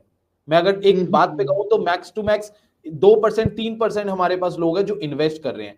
तो अगर आप गैप देख रहे हो तो गैप बहुत ही बड़ा है। और फाइनेंशियल लिटरेसी इसलिए इंक्रीज होनी चाहिए क्योंकि अगर आप फाइनेंशियली फिट नहीं हो, या मैं फाइनेंशियली फिट का मतलब कहता हूं कि अगर आप फाइनेंशियली स्टेबल नहीं हो, अगर आपके पास सही से एक इनकम नहीं आ रही है, और अगर आपके पास एक प्रोटेक्शन नहीं है, वो अगर इनकम आ रही है बट प्रोटेक्शन नहीं है, तो मैं कहूंगा आप फाइनेंशियली स्टेबल नहीं हो। कल को कुछ भी प्रॉब्लम आ गई, आप तो खत्म, आपकी फैमिली क्या करेगी? आप उस प्रोटेक्शन वाले पॉइंट को थोड़ा सा हाईलाइट करेंगे जरा? तो प्रोटेक्शन को मैं ये कहना चाहता हूं नवजोत जी, आज एक पर्सन साल का कमा रहा है, मान लीजिए 1 CR, ठीक है जी, 1 करोड़ कमाता है। अब वो 1 करोड़ फैमिली का जो हेड है यानी फादर है वो कमा रहा है, उसकी वाइफ है, आगे 2 बच्चे हैं। अब वो 1 करोड़ कमा के लाता है तो उसकी फैमिली पूरी एंजॉय करती है, यानी जहां पर भी जाना है, खर्चा पानी सब कैसे हो रहा है, बिकॉज फादर 1 करोड़ कमा के आता है। उस सिनेरियो में क्या होगा, जब फादर नहीं होगा लाइफ में, 1 करोड़ कौन लेके आएगा? तो ये भी तो एक सिनेरियो है ना, क्योंकि हमें अल्टीमेटली, हमें किसी को भी नहीं पता हमारी डेथ कब हो जानी है। तो मैं आज जो पैसा कमा रहा हूं, कल को मेरे को कुछ हो गया या XYZ किसी को भी कुछ हो गया, तो उसकी फैमिली का क्या होगा? तो ये मैं केस बार बार क्यों बोल रहा हूं, मैंने अपनी लाइफ में, या मैंने अपने एरिया में, या मैंने अपने समाज में अगर कहूं, तो बहुत लोगों को देखा है कि उन्होंने प्रॉपर इंश्योरेंस नहीं ली, उन्होंने प्रॉपर इन्वेस्टमेंट नहीं करी, और उनको फाइनेंशियली स्ट्रगल करना पड़ जाता है। और ये स्ट्रगल इसीलिए होता है क्योंकि उनको किसी ने गाइड नहीं करा, और अगर गाइड करा तो उनको गलत प्रोडक्ट्स बेचे गए। तो ये चीज जरूरी है। इसीलिए फाइनेंशियल लिटरेसी, मैं तो कहता हूं 2020 के बाद अगर फाइनेंशियल लिटरेसी पे एक इंप्रूवमेंट आया है तो ये बहुत ही बढ़िया बात है। और आप मान के चलिए कि आने वाला टाइम फाइनेंशियल इंडस्ट्री के लिए बहुत बड़ा होने वाला है। अभी बहुत लोगों को फाइनेंशियल लिटरेट करना है, बट इस मिशन में आप जैसे लोग, हम जैसे लोग हैं, तो ये जरूर पॉसिबल होगा। अच्छा, इसमें एक चीज मैं आपसे पूछना चाहूंगा कि फाइनेंशियल लिटरेसी के साथ साथ फाइनेंशियल एडवाइस है, जो पर्सनल फाइनेंस की जो एडवाइस है, वो किसको लेनी चाहिए, और and what is and how should we go about, वो एडवाइस किससे लेनी चाहिए? ये भी एक बहुत ही क्रिटिकल एक डिसीजन होता है। तो इस पे थोड़ा सा हमारे जो ऑडियंस है उनको ये चीज आप समझाएं कि, क्योंकि उनके दिमाग में बहुत सारे शक होते हैं कि हम इन्वेस्ट करेंगे, विल बी, हमारा पैसा डूब जाएगा, म्यूचुअल फंड में डालेंगे क्या पता मार्केट क्रैश हो जाए। मतलब वो जो डाउट्स रहते हैं लोगों के दिमाग में, वो जो मिथ्स हैं, उसको आप थोड़ा सा अगर बस्ट करेंगे, उनको क्लैरिटी मिलेगी इस पॉइंट पे। ठीक है, तो मैं आपको बताना चाहता हूं, आपने पहला क्वेश्चन पूछा कि फाइनेंशियल एक आइडिया किससे ले, यानी फाइनेंशियल एडवाइस किससे ले। तो सबसे पहला पॉइंट है, मार्केट में अगर आपको, मुझे ये था कि फाइनेंशियल एडवाइस किसको लेनी चाहिए, who should take the finance.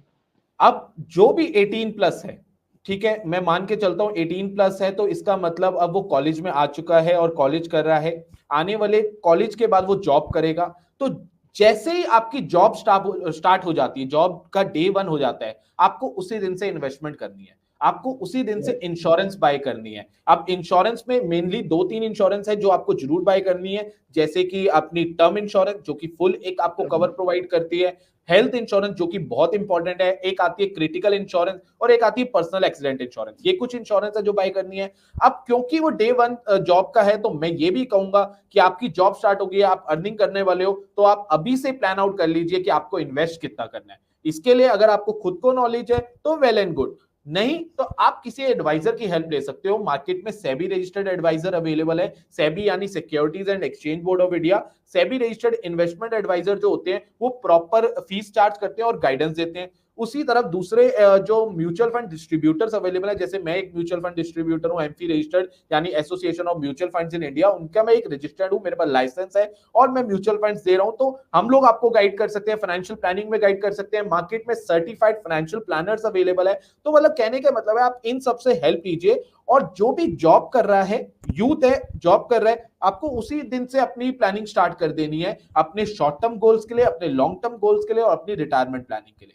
तो अगर आपके पॉडकास्ट में जितने भी यूथ देख रहे हैं और वो अर्निंग कर रहे हैं और उन्होंने अगर इन्वेस्टमेंट नहीं करी हुई, इंश्योरेंस नहीं ली हुई, जल्दी जाइए, लेट हो रहे हैं वो लोग। जब इन्वेस्टमेंट करनी है तो देखिए, जैसे कि इंफॉर्मेशन बढ़ी है पिछले 4-5 साल में क्रिप्टो को लेकर या म्यूचुअल फंड्स को लेकर, उसमें उनको डाउट भी आता है दिमाग में, which is the right place to invest, like Groww platform is there, other platforms are coming up. इसके साथ ही कौन से स्टॉक्स में इन्वेस्ट किया जाए, कौन से म्यूचुअल फंड में इन्वेस्ट किया जाए, वो एडवाइस उनको कौन देगा? एंड उनको, for example, sometimes people not willing to do also, वो सोचते हैं कि छोड़ो क्या करना है। सो वो उस तरह उन चीजों को हम कैसे हैंडल करें? मैं आपको पहला क्वेश्चन, आपका जो लास्ट क्वेश्चन था कि कुछ लोग कहते हैं ना हमें नहीं करना स्टॉक्स म्यूचुअल फंड नहीं करना, तो मैं इसका एक एग्जांपल देता हूं। आपके टेबल पे 1 लाख रुपए पड़ा है, 1 साल बाद भी आप आओगे तो वो 1 लाख यहीं का यहीं पड़ा है, बट मार्केट में एक चीज उस 1 लाख की कम होगी। आप मेरे को बताओ क्या चीज कमी हो गई है? वैल्यू कम हो गई उसकी, इन्फ्लेशन बढ़ेगा, वैल्यू कम हो जाएगी। समझ गए? आपने मेरी क्वेश्चन का आंसर 1 मिनट में दे दिया ना, कि आज आपके टेबल पे जो 1 लाख मैंने रखा है, उस 1 लाख में मैं मान लेता हूं आपको आईफोन 15 मिल रहा है, बट आप जाते हो 1 साल बाद, और मैं मान के चलता हूं कि क्योंकि इन्फ्लेशन बढ़ रहा है लगभग 7 या 8% से, तो अब आप आईफोन 15 लेने जाते हो, तो हो सकता है कि इन्फ्लेशन की वजह से आईफोन 15 1,08,000 का मिले। तो अब आपने उस 1 लाख को अगर इन्वेस्ट नहीं करा तो आपके पास 1,08,000 आएंगे नहीं, तो आपको 1 साल बाद -8,000 आप चले जाओगे। अब आ जाते हैं दूसरा सिनेरियो। अब आपके पास 1 लाख रुपए पड़ा है, आप उसको एफडी में इन्वेस्ट कर देते हो। एफडी में आ जाता है 8% का इंटरेस्ट, और हम इन्फ्लेशन मान लेते हैं 8% की। तो आपने एफडी से 8% कमाया, 8% इन्फ्लेशन था, तो आपका रिटर्न जो होता है 0 हो जाता है। 0%। अभी एफडी में टैक्स भी लगता है, मैंने यहाँ पर टैक्स को इंक्लूड नहीं करा, मैंने सिंपल कैलकुलेशन रखी। अब आप कहते हो अब एट द एंड इन्फ्लेशन को तो बीट करना ही पड़ेगा ना। अगर मैं इन्फ्लेशन को बीट नहीं कर रहा तो मेरे को प्रॉब्लम आएगी ही आएगी। मैं अपना पैसा घर पे अगर रखूंगा, लॉकर में रखूंगा, तो उसकी कोई वैल्यू ही नहीं है। मैं एक जब भी सेशन करता हूं फाइनेंशियल लिटरेसी का, तो मैं बताता हूं जो 100 रुपए की वैल्यू 1979 में थी ना, 2019 आते आते उस 100 रुपए की वैल्यू 4 रुपए रह गई ड्यू टू इन्फ्लेशन। यानी उस टाइम पे जो 100 रुपए में सामान आ जाता था वो आज नहीं आ रहा। तो ये इन्फ्लेशन सबसे बड़ा दुश्मन है हमारा, तो हमें उस दुश्मन को मारना पड़ेगा ही पड़ेगा। तो इन्फ्लेशन को बीट करना, आपकी बात यहाँ ठीक है, लेकिन जनरली क्या होता है, जो हमारी ओल्डर जनरेशन है उनके दिमाग में थोड़े से डाउट्स रहते हैं। वो कहते हैं कि पैसा डूब जाएगा। मैक्सिमम मैंने अपनी फैमिली में भी देखा है कि वो सोचते हैं कि एफडी में पैसा पड़ा रहे, एटलीस्ट सेफ तो है, म्यूचुअल फंड में डालेंगे या कहीं पे स्टॉक में डालेंगे तो डूब जाएगा। पैसा तब डूबेगा जब आप एक बास्केट लेके जा रहे हो और सारे अंडे उसी में है। अगर जिस दिन आपकी वो बास्केट गिर गई, सारे अंडे टूटेंगे। तो वॉरेन बुफे कहते हैं, वॉरेन बुफे बहुत बड़े इन्वेस्टर है अमेरिका के, और उनकी लिखी बातें आज हर कोई पढ़ता है, हर एक इन्वेस्टर उनको नमन करता है। तो वॉरेन बुफे कहते हैं, do not put all eggs in one basket, यानी एक ही बास्केट में सारे अंडे मत रखो। अगर वो बास्केट गिर गई तो सारे अंडे टूटेंगे। तो उसी तरह आपके क्वेश्चन का मैं आंसर दे रहा हूं। आपको मैं ये नहीं कहूंगा, किसी भी यूथ को नहीं कहूंगा कि आपको सारा पैसा स्टॉक्स में इन्वेस्ट करना है, आपको सारा पैसा म्यूचुअल फंड्स में इन्वेस्ट करना है, या आपको सारा पैसा एफडी में इन्वेस्ट करना है। बट आपको डाइवर्सिफाई करना ही पड़ेगा, आपको डाइवर्सिफिकेशन करनी ही पड़ेगी, और इस डाइवर्सिफिकेशन की बहुत जरूरत है। अगर आप नहीं करोगे, आप इन्फ्लेशन को बीट नहीं कर पाओगे, आप इन्फ्लेशन को बीट नहीं कर पाओगे, तो आपको फाइनेंशियली जो इंडिपेंडेंस चाहिए वो मिलना थोड़ी मुश्किल हो जाएगी। तो जो आपका क्वेश्चन था कि हमें पैसा डूब जाता है, वो नहीं डूबेगा अगर आप उसको सही तरीके से डाइवर्सिफाई करो। अब यहां पर पैसा जब स्टॉक्स में लगता है तो अलग अलग स्टॉक्स में अलग अलग टाइप का रिस्क होता है। आप पहले उस चीज को समझो, उस रिस्क को समझो। अगर नहीं समझ आ रहा, आप एडवाइजर की हेल्प लो ना। हम अगर हमें एक, मैं कहता हूं एक साबुन चाहिए या एक मेरे को पेस्ट चाहिए, तो मैं जाके उसको जनरल स्टोर से परचेज करता हूं, ना कि फैक्ट्री से। तो अगर मेरे को नॉलेज ही नहीं है तो मैं डायरेक्ट खुद क्यों बाय करूं? मैं बीच में किसी मिडलमैन की हेल्प लेता हूं जो मेरे को प्रॉपर गाइड करे। हाँ, अब काफी लोग बोलेंगे कुछ एडवाइजर गलत होते हैं, तो देखिए हर जगह आपको पांचों इंग्लिश सेम नहीं होती, कुछ गलत भी मिलेंगे, कुछ अच्छे भी मिलेंगे।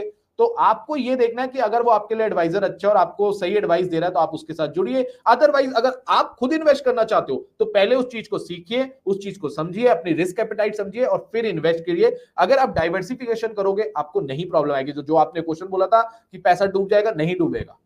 मैं आज कहता हूं, आज अच्छा, स्टॉक मार्केट, इसको हम क्वेश्चन को डिवाइड करेंगे 3 हिस्सों में।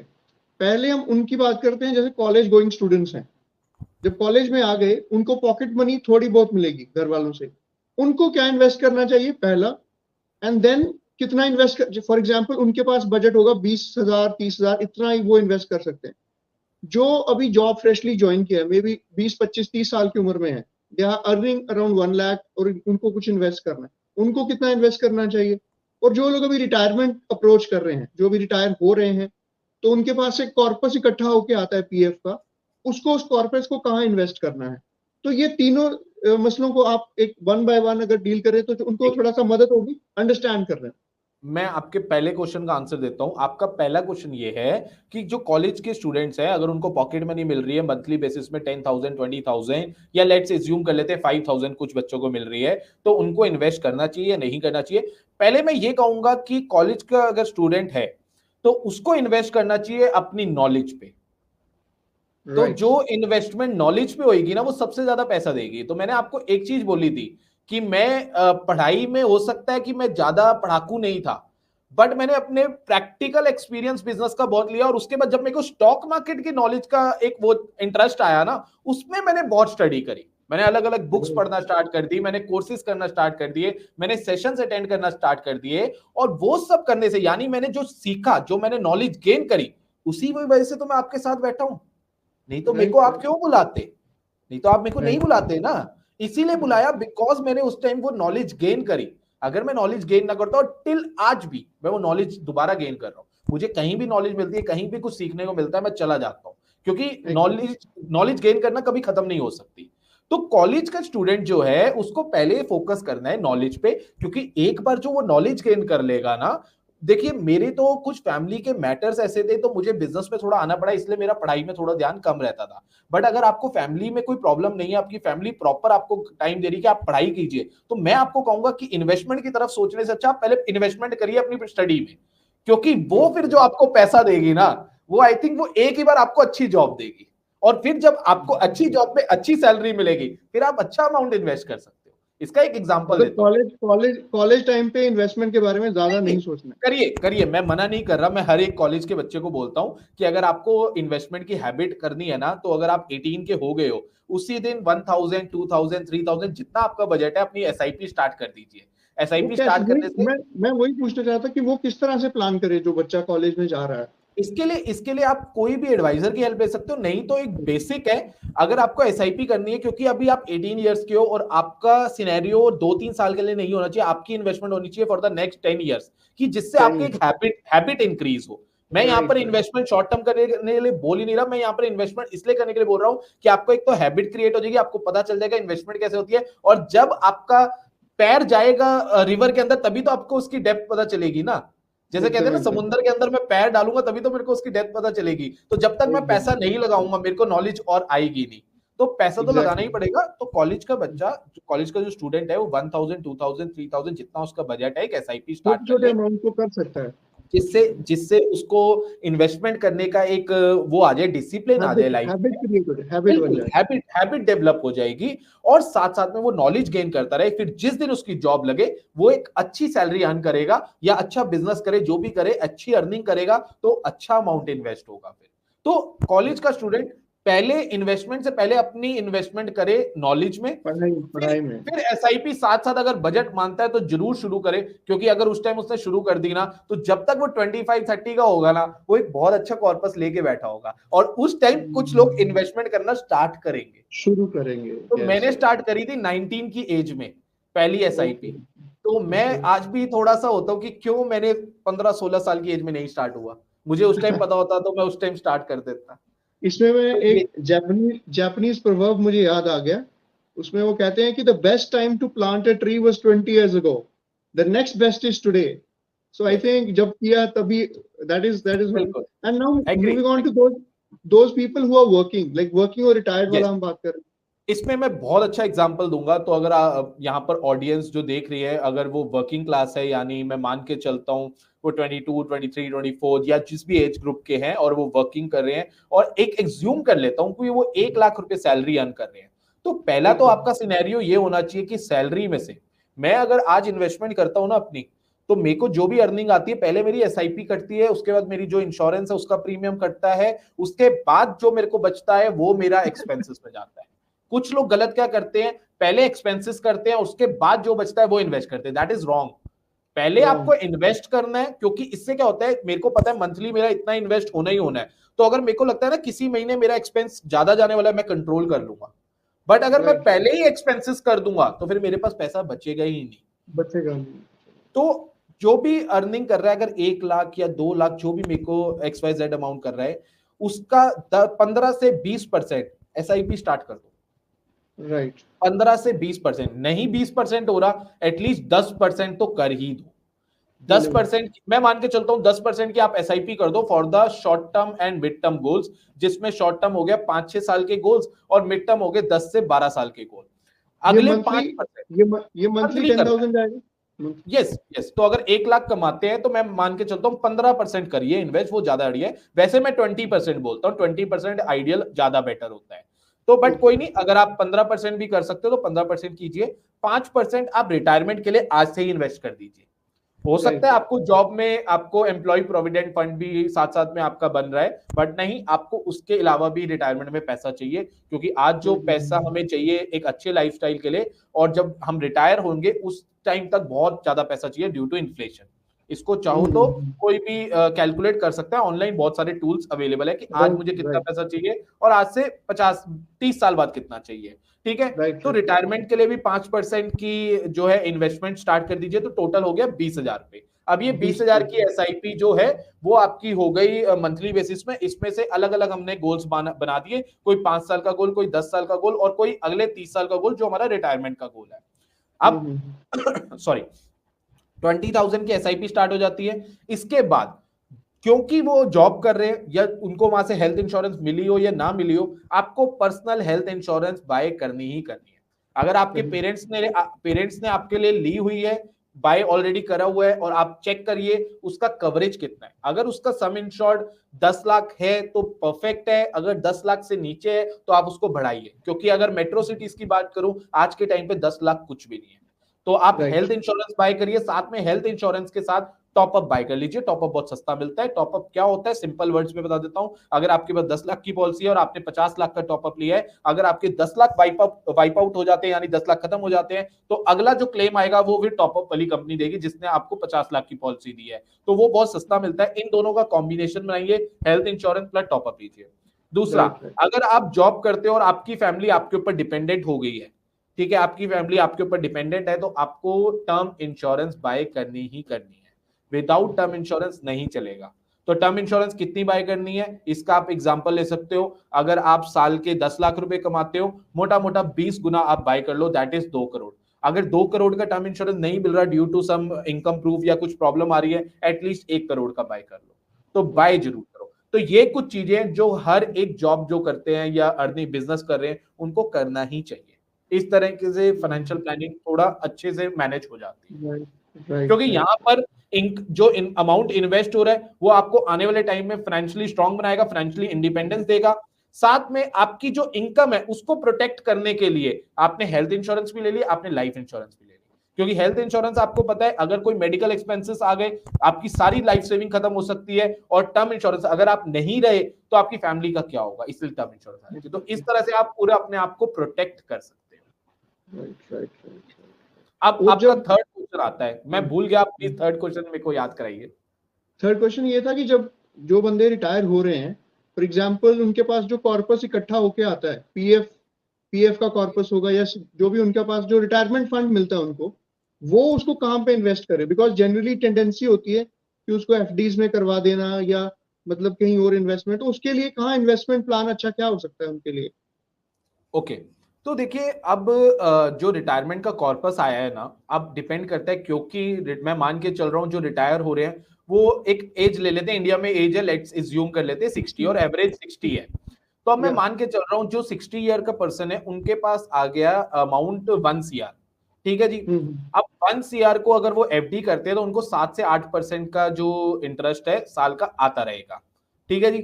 अब क्योंकि एज एक ऐसी है, इस एज पे उनको ज्यादा रिस्क वाले हम प्रोडक्ट्स नहीं दे सकते, हम उनको ये प्रोडक्ट्स नहीं दे सकते, जैसे हम उनके पैसा स्टॉक्स में नहीं लगा सकते। अगर कोई उसको उनको एडवाइस कर रहा है स्टॉक्स में लगाना, वो काफी रिस्की हो सकता है, कल को मार्केट गिर गई तब क्या होगा।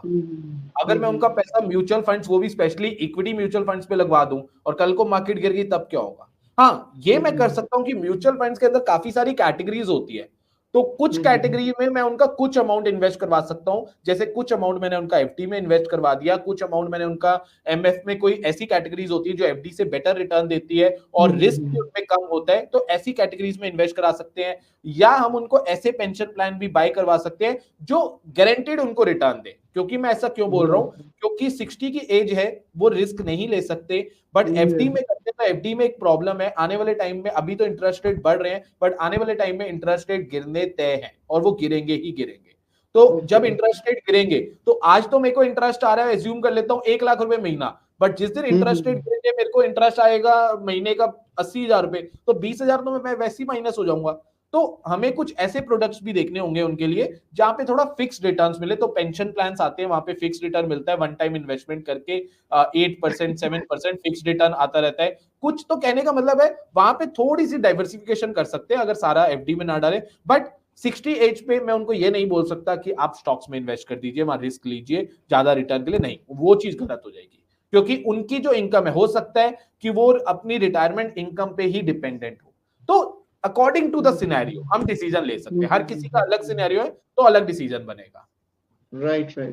जैसे होता है ना कि सम फैशनेबल स्टॉक्स हैं, बिकॉज जो मार्केट में आते हैं जनरली जो गुड इन्वेस्टर्स हैं वो फैशनेबल स्टॉक्स में इन्वेस्ट नहीं करते हैं, they do a good research. So आप किस में इन्वेस्ट करते हैं, आप किस स्टॉक्स में इन्वेस्ट करते हैं? सो अगर आप मेरा पोर्टफोलियो, मैं आपको थोड़ा सा बताऊं तो मैक्सिमम मेरी इन्वेस्टमेंट लार्ज कैप स्टॉक्स में है, large cap, blue maximum chip? Investment. तो मेरा जो एसेट एलोकेशन है स्टॉक्स में, मैक्सिमम मेरी ब्लू चिप में इन्वेस्टमेंट है, और कोविड टाइम से इन्वेस्टमेंट चलती आ रही है, मैंने उसको अभी तक ब्रेक नहीं करा है, यानी मैंने अभी तक विड्रॉल्स नहीं करे हैं, मेरी चल रही है। जब तक कंपनी अच्छा काम कर रही है मैं उनके साथ जुड़ा हूं, जब तक मैनेजमेंट अच्छा काम कर रही है मैं उनके साथ जुड़ा हूं, जिस दिन मैनेजमेंट में प्रॉब्लम आएगी मैं एग्जिट कर जाऊंगा। तो मैक्सिमम अमाउंट मेरा लार्ज कैप ब्लू चिप्स में है, बट कुछ अमाउंट मेरा मिड कैप और स्मॉल कैप पे भी है, for the multi bagger return, वो मुझे चाहिए ही चाहिए। तो बट सारे रिस्क पहले से ही कैलकुलेटेड है, जितना अमाउंट मैंने इन्वेस्ट करा हुआ है वो मुझे पहले ही पता है, मैंने कितना अमाउंट को यहाँ पर डालना है, कितना नहीं डालना, वो मैंने पहले ही डिसाइड करना है। ये चीज काफी लोग गलत कर देते हैं कि वो अपना सारा पैसा एक ही स्टॉक में लगा देते हैं। तो मैंने वो लाइन बोली थी, do not put all eggs in one basket, तो एक ही स्टॉक, एक ही एसेट क्लास में सारा पैसा नहीं लगाना। मैं आज भी आपको एक बात बोलता हूं कि अगर कल को मार्केट में कोई बड़ा क्रैश आ गया, मेरी डे टू डे लाइफ में कोई इंपैक्ट नहीं आएगा। हाँ, एक रिग्रेट हो जाएगा कि यार मेरा पैसा नीचे आ गया, मेरे पैसे डूबना नहीं कहूंगा मैं, क्योंकि मेरे पास ऐसे शेयर्स पड़े हैं वो रिकवर करेंगे ही करेंगे। हाँ, कुछ स्टॉक ऐसे हो सकते हैं टेम्पररी फॉल। मैं आपकी ये बात मान सकता हूं कि कुछ स्टॉक्स ऐसे हैं जो हो सकता है ना रिकवर करें, वो लॉस मेरे को बियर करना ही पड़ेगा, और वो लॉस मुझे पता है, मैंने जो पैसा इन्वेस्ट करा है वो मुझे पता है हो सकता है लॉस। बट मेरा पॉइंट ये है कि आज मार्केट गिर जाती है, बहुत बड़ा क्रैश आ जाता है, मेरी डे टू डे लाइफ में असर इसलिए नहीं आएगा क्योंकि मैंने कुछ अमाउंट या उतना ही अमाउंट मैंने और एसेट क्लासेस में इन्वेस्ट करा हुआ है। राइट। अब हम स्टॉक्स को पिक कैसे करना है? फॉर एग्जांपल अभी कोई कार की सेल्स है जिसकी बहुत ज्यादा वेटिंग टाइम है, क्या ये गुड एक पैरामीटर है उसको स्टॉक को बाय करने के लिए? जैसे अब ईवी देख रहे हैं हम, ईवी का मार्केट काफी बूम कर रहा है, लिथियम आयन बैटरीज, तो क्या ये एक अच्छा डिसीजन है? So how do we pick a stock, which stock to purchase? तो आपका क्वेश्चन है जैसे कार्स की सेल बढ़ रही है, तो ये एक अच्छा सिनेरियो है, एक अच्छा वो है कि फॉर एग्जांपल मैं मान के चलता हूं कि मारुति की सेल्स बहुत बढ़ रही है, तो अब मेरे को मारुति का स्टॉक बाय करना चाहिए या नहीं करना चाहिए? तो सेल्स बढ़ रही है, वो कहीं ना कहीं फंडामेंटल मेरे लिए अच्छी बात है, स्ट्रॉन्ग फंडामेंटल कि सेल्स बढ़ रही है, रिवेन्यू बढ़ रहा है, प्रॉफिट बढ़ रहा है, वो कहीं ना कहीं अच्छी बात है। बट इस एनालिसिस के बाद ना हम एक और एनालिसिस करते हैं, टेक्निकल एनालिसिस, यानी किस प्राइस पे उसको परचेज करना है। तो हम लोग काफी सारी चीजें चेकआउट करते हैं, उसके बाद ही डिसीजन लेते हैं कि उस स्टॉक में हमें एंटर करना है या नहीं करना। क्योंकि इसका एक आंसर मैं ऐसे दे सकता हूं आपको कि मारुति की सेल्स बढ़ रही है या किसी भी ऑटोमोबाइल कंपनी की सेल बढ़ रही है, कार्स की सेल अच्छी हो रही है, टू व्हीलर की सेल अच्छी हो रही है, तो मैंने उस कंपनी का स्टॉक पिक कर लिया। बट क्या वो ओवर वैल्यूड है या अंडर वैल्यूड है, ये किस प्राइस पे मेरे को बाय करना है, ये मेरे को एनालिसिस करना ही पड़ेगा। तो हम लोग ये एनालिसिस करते हैं, और ये एनालिसिस थोड़ा सा टफ होता है, बट जैसे जैसे आप टाइम देते रहोगे मार्केट में, आपको ये एनालिसिस करना आ जाएगा। तो ये एनालिसिस के बाद ही हम डिसीजन लेते हैं कि क्या हमें उस स्टॉक में उस पर्टिकुलर प्राइस पे एंटर करना है या नहीं करना है। और जैसे मैं जब कोई स्टॉक लॉन्ग टर्म के लिए परचेज करता हूं, तो मैं ट्रेडिंग और इन्वेस्टिंग दोनों करता हूं। मेरा ट्रेडिंग का अलग सिनेरियो होता है। ट्रेडिंग में हम लोग प्राइस एक्शन स्टडीज होती है, कुछ टेक्निकल एनालिसिस स्टडी होती है, हम उनके बेसिस पे डिसीजन लेते हैं। वेयर एज फंडामेंटल, जब हम लोग लॉन्ग टर्म इन्वेस्टमेंट करते हैं, तब हम कंपनी के बिजनेस पे बेट करते हैं या बिजनेस पे डिसीजन लेते हैं, और जो टेक्निकल एनालिसिस है उसकी हेल्प जरूर लेते हैं। तो दोनों के मिला के ही डिसीजन बनाया जाता है। बट मैं किसी कंपनी को इसलिए चूज करता हूं उसका, जब मेरे को बिजनेस मॉडल पसंद आता है। मैं आपको एग्जांपल दे देता हूं। एक कंपनी में मैंने अभी रिसेंटली इन्वेस्ट करा, स्मॉल कैप कंपनी है। अब स्मॉल कैप कंपनी है तो हो सकता है रिस्क भी मेरा ज्यादा है, मुझे पता है, मैंने पहले ही मुझे पता चल गया कि इसमें रिस्क ज्यादा है। बट मैंने उस कंपनी में इसलिए इन्वेस्ट करा क्योंकि आने वाले कुछ सालों में उस कंपनी में बहुत अच्छी ग्रोथ के एक्सपेंशन मुझे नजर आ रहे हैं। मैंने उनकी मैनेजमेंट कमेंट्री पढ़ी, मैंने उनके मैनेजमेंट के इंटरव्यू सुने, वहां पर उनकी प्लानिंग्स हो रही है कि इस वाली जगह में ये फैक्ट्री लगनी है, इस वाली जगह में ये फैक्ट्री लगनी है, यहाँ पे हमने इस वाले सेक्टर में एंटर करना है, हमने इस प्रोडक्ट को लॉन्च करना है। ऑलरेडी मैं उनका जब बिजनेस और सेल्स देख रहा हूं, तो लास्ट कुछ सालों में सेल्स बढ़ती जा रही है, बिजनेस ग्रो हो रहा है, प्रॉफिट इंक्रीज हो रहे हैं, प्रॉफिट मार्जिन इंक्रीज हो रहे हैं। प्रॉफिट मार्जिन भी बहुत बड़ा रोल है कि आप प्रॉफिट तो कमा रहे हो बट मार्जिन इंक्रीज नहीं हो रहे, तो उसका कोई मैटर नहीं करता। तो अगर आपके मार्जिन इंक्रीज हो रहे हैं तो वो भी बहुत बड़ा पॉइंट है। तो ये सब चीजें देखने के बाद फिर मैं देखता हूं कि कंपनी क्या काम कर रही है, फिर देखता हूं कि उनके फ्यूचर प्लान्स क्या है, फिर हम लोग देखते हैं कि मैनेजमेंट कैसी है। ये सारे डिसीजन लेने के बाद फिर मैंने उस कंपनी को चूज करा, और उसमें मैंने अपने पोर्टफोलियो का, फॉर एग्जांपल अगर मेरा पोर्टफोलियो एक पर्टिकुलर अमाउंट है, वो है एक्स, उसका मैंने दिया सिर्फ 5%। तो अगर आप इसको ऐसे मान सकते हो कि अगर मेरा पोर्टफोलियो 1 लाख का है तो मैंने उस स्टॉक में इन्वेस्ट करे 5,000, ये हो जाती है डाइवर्सिफिकेशन। कल को वो अगर स्टॉक 0 भी हो जाएगा तो मेरे पोर्टफोलियो में ज्यादा फर्क नहीं पड़ेगा ज्यादा। ये इसमें होती है। आपने बहुत अच्छी बात आपने बताई कि जैसे जिस स्टॉक में आपने इन्वेस्ट करना है, आपको फंडामेंटल्स उसके स्टडी करना बहुत जरूरी है, एंड उसकी जो फाइनेंशियल हिस्ट्री है, उसका फाइनेंशियल कंडीशंस है, बैलेंस शीट्स का जो उसका स्टडी है, how is it going to perform. अब ये एक नॉर्मल बंदे के लिए उस चीज को समझ पाना शायद उतना आसान नहीं है। There are mutual fund investors या पीपल हु गाइड। तो अगर किसी को इन्वेस्टर की मदद ना लेनी हो, किसी को अगर अपने इंडिविजुअल लेवल पे उसका बजट ना हो कि वो किसी म्यूचुअल फंड प्लानर को अफोर्ड कर सके, तो वो किस तरह से एक वाइज डिसीजन ले कि वो एक तरह से एक अच्छा डिसीजन किस स्टॉक में इन्वेस्ट करना है वो कर पाए। नवजोत जी, मैं एक चीज कहना चाहूंगा। सबसे पहले जो स्टॉक्स में इन्वेस्ट कर रहा है ना, अगर वो स्टॉक्स में इन्वेस्ट कर रहा है और वो फीस देने से डर रहा है तो वो बहुत बड़ी गलती कर रहा है। राइट। मैं ऐसा इसलिए कहना चाहूंगा, अगर मैंने डिसीजन ले लिया 1 लाख रुपए इन्वेस्ट करने का और मैं किसी को 2 या 3 हजार रुपए फीस देने से डर रहा हूं, तो मैं फायदा नहीं है उसका। कल को 1 लाख मैंने किसी गलत स्टॉक में इन्वेस्ट कर दिया है, गलत किसी स्कीम म्यूचुअल फंड में इन्वेस्ट कर दिया, हो सकता है वो 1,50,000 40,000 रह जाए या 0 हो जाए। लोग कोई भी सिनेरियो ले लेते हैं, कोई भी सिनेरियो ले लेते हैं। तो 1,000 2,000 या 5,000 या XYZ कोई भी फीस हो, चाहे म्यूचुअल फंड की फीस हो या अगर कोई स्टॉक आपको पर्सनल गाइड कर रहा है, कोई सेबी रजिस्टर्ड एडवाइजर हो, अगर वो आपसे फीस चार्ज कर रहा है तो क्यों नहीं दे रहे? दो यार, हर चीज की फीस लगती है, फ्री में कुछ नहीं मिलता। फ्री में जो एडवाइस दे रहे हैं, मैं 1% लोग कह सकता हूं कि अच्छी एडवाइस दे रहे होंगे यूट्यूब पे, सारे नहीं दे रहे, इंक्लूडिंग मी। आप मेरे पे भी विश्वास मत कीजिए, मैं यही बोलूंगा, ब्लाइंड मत विश्वास कीजिए। मेरा पॉइंट ये है कि आप फीस दीजिए। दूसरा, अगर आपको स्टॉक्स की नॉलेज नहीं है, आप जाइए म्यूचुअल फंड के साथ, क्योंकि म्यूचुअल फंड में आपके लिए बड़े बड़े फंड मैनेजर बैठे हैं, उनकी पूरी टीम बैठी है जो आपके ब्याह पे रिसर्च करेगी, कौन से स्टॉक्स राइट में लगाना है उसके बारे में रिसर्च करेगी। और अगर आपको राइट म्यूचुअल फंड में नॉलेज नहीं है कि किस स्कीम में जाना है, उसलिए मैं बैठा हूं, जैसे मेरा मेरा एक म्यूचुअल फंड डिस्ट्रीब्यूशन का काम है, या मेरे जैसे राइट। बहुत सारे AMFI registered advice mutual fund distributors बैठे हैं। तो तो आपको कांटेक्ट कैसे कर सकते हैं जो मे बी म्यूचुअल फंड की कुछ ओके, गाइडेंस चाहते होंगे? तो वो मेरी वेबसाइट नीचे मैं आपको लिंक दे दूंगा, उस लिंक पे लिंक क्लिक दे करके देंगे, वो मेरे को हम कांटेक्ट कर डिस्क्रिप्शन सकते हैं। डिस्क्रिप्शन में मेंशन कर देंगे, है ना? यस यस यस, वो मेरे को तो कांटेक्ट कर सकते हैं। ऐसे तो मेरा कंट्री में अगर हम बात करें, what are the major best mutual fund managers in the country?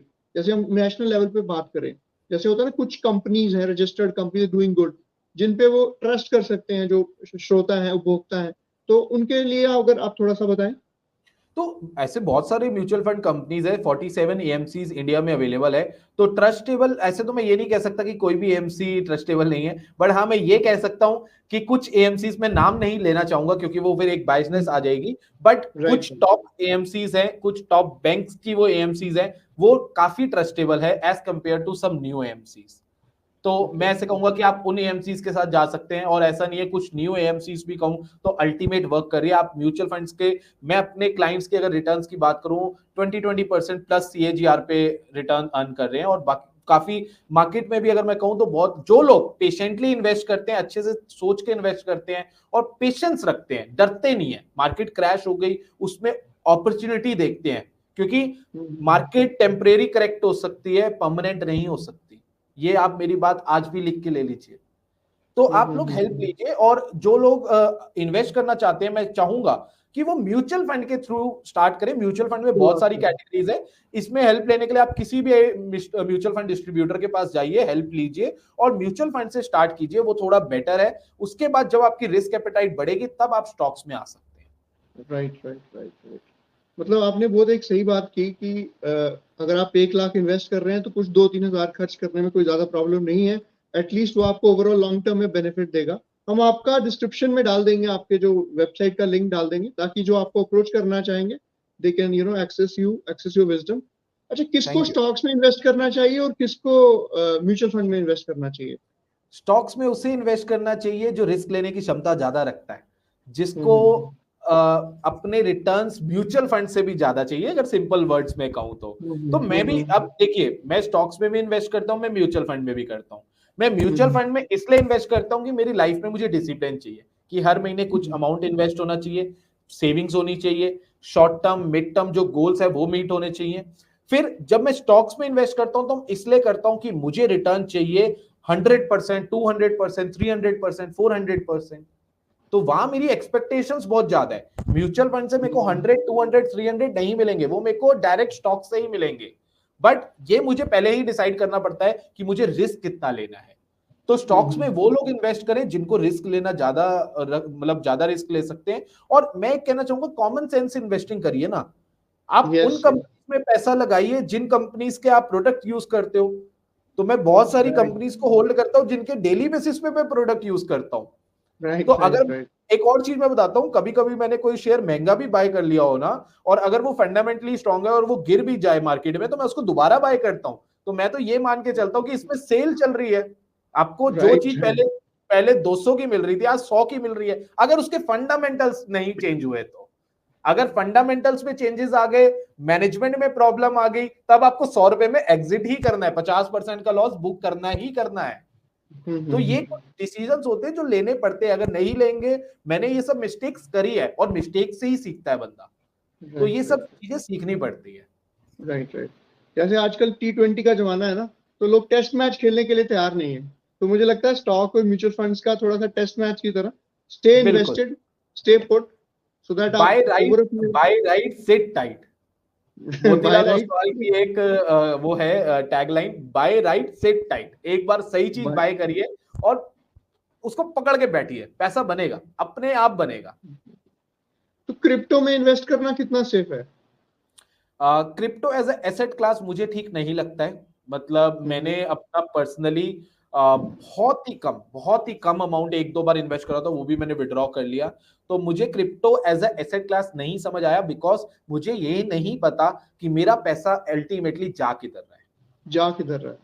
तो फॉर एग्जांपल अगर मैं किसी स्टॉक को बाय करता हूं तो मुझे पता है कि मान लीजिए वो स्टॉक आपने सेल करा और मैंने बाय करा, तो मुझे पता है मेरा पैसा आपके पास गया, बट अल्टीमेटली मैं उस कंपनी का शेयर होल्डर बन गया।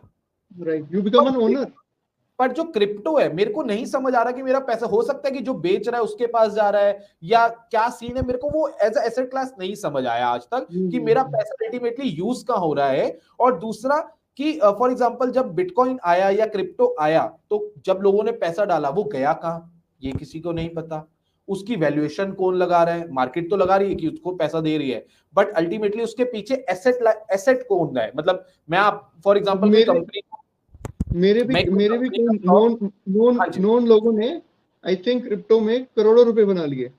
तो कई लोगों को सक्सेस हुई है, उसको देख के बाकियों को लगता है कि मे भी होता क्या है, सक्सेस तो कुछ ही लोगों को हुई ना, बट मैक्सिमम तो घाटा ही खाते हैं ना। और स्टॉक मार्केट में भी है 95% लोग पैसा गवाते ही गवाते हैं, सिर्फ 5% कमाते हैं। और हमारा गोल होता है कि उस 5% में आना है बस। राइट बिल्कुल। तो is there a science to stock market?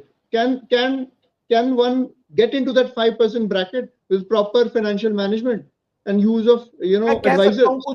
कुछ फाइनेंशियल टूल्स भी आते हैं, साइंस का जो आपने वर्ड यूज करा, कुछ फाइनेंशियल टूल्स आते हैं जिनकी मदद से आप उन टॉप 5% में पहुंच सकते हो। बट मैं कहता हूं इतना क्यों सोचना, आप कॉमन सेंस लगाइए, आप उस 5% में आएंगे। मैंने maximum amount common sense investing से कमाया है। क्योंकि मैंने उन्हीं कंपनीज में पैसा लगाया जिनके मैं प्रोडक्ट्स डेली यूज करता हूं। और सिंपल वर्ड्स में अगर कहूं, मेरे को एफएमसीजी का बिजनेस पसंद है, मैं खुद तो नहीं कर सकता, बट मैं उस कंपनी में पैसा लगा के उसका शेयर होल्डर तो बन सकता हूं। यस, ये फोमो से बच के एक इन्वेस्टेड रहना कितना जरूरी है, because fear of missing out आ जाता है ना, जब मार्केट नीचे जा रहा है, ऊपर जा रहा है, या वो सब चीजें होती है।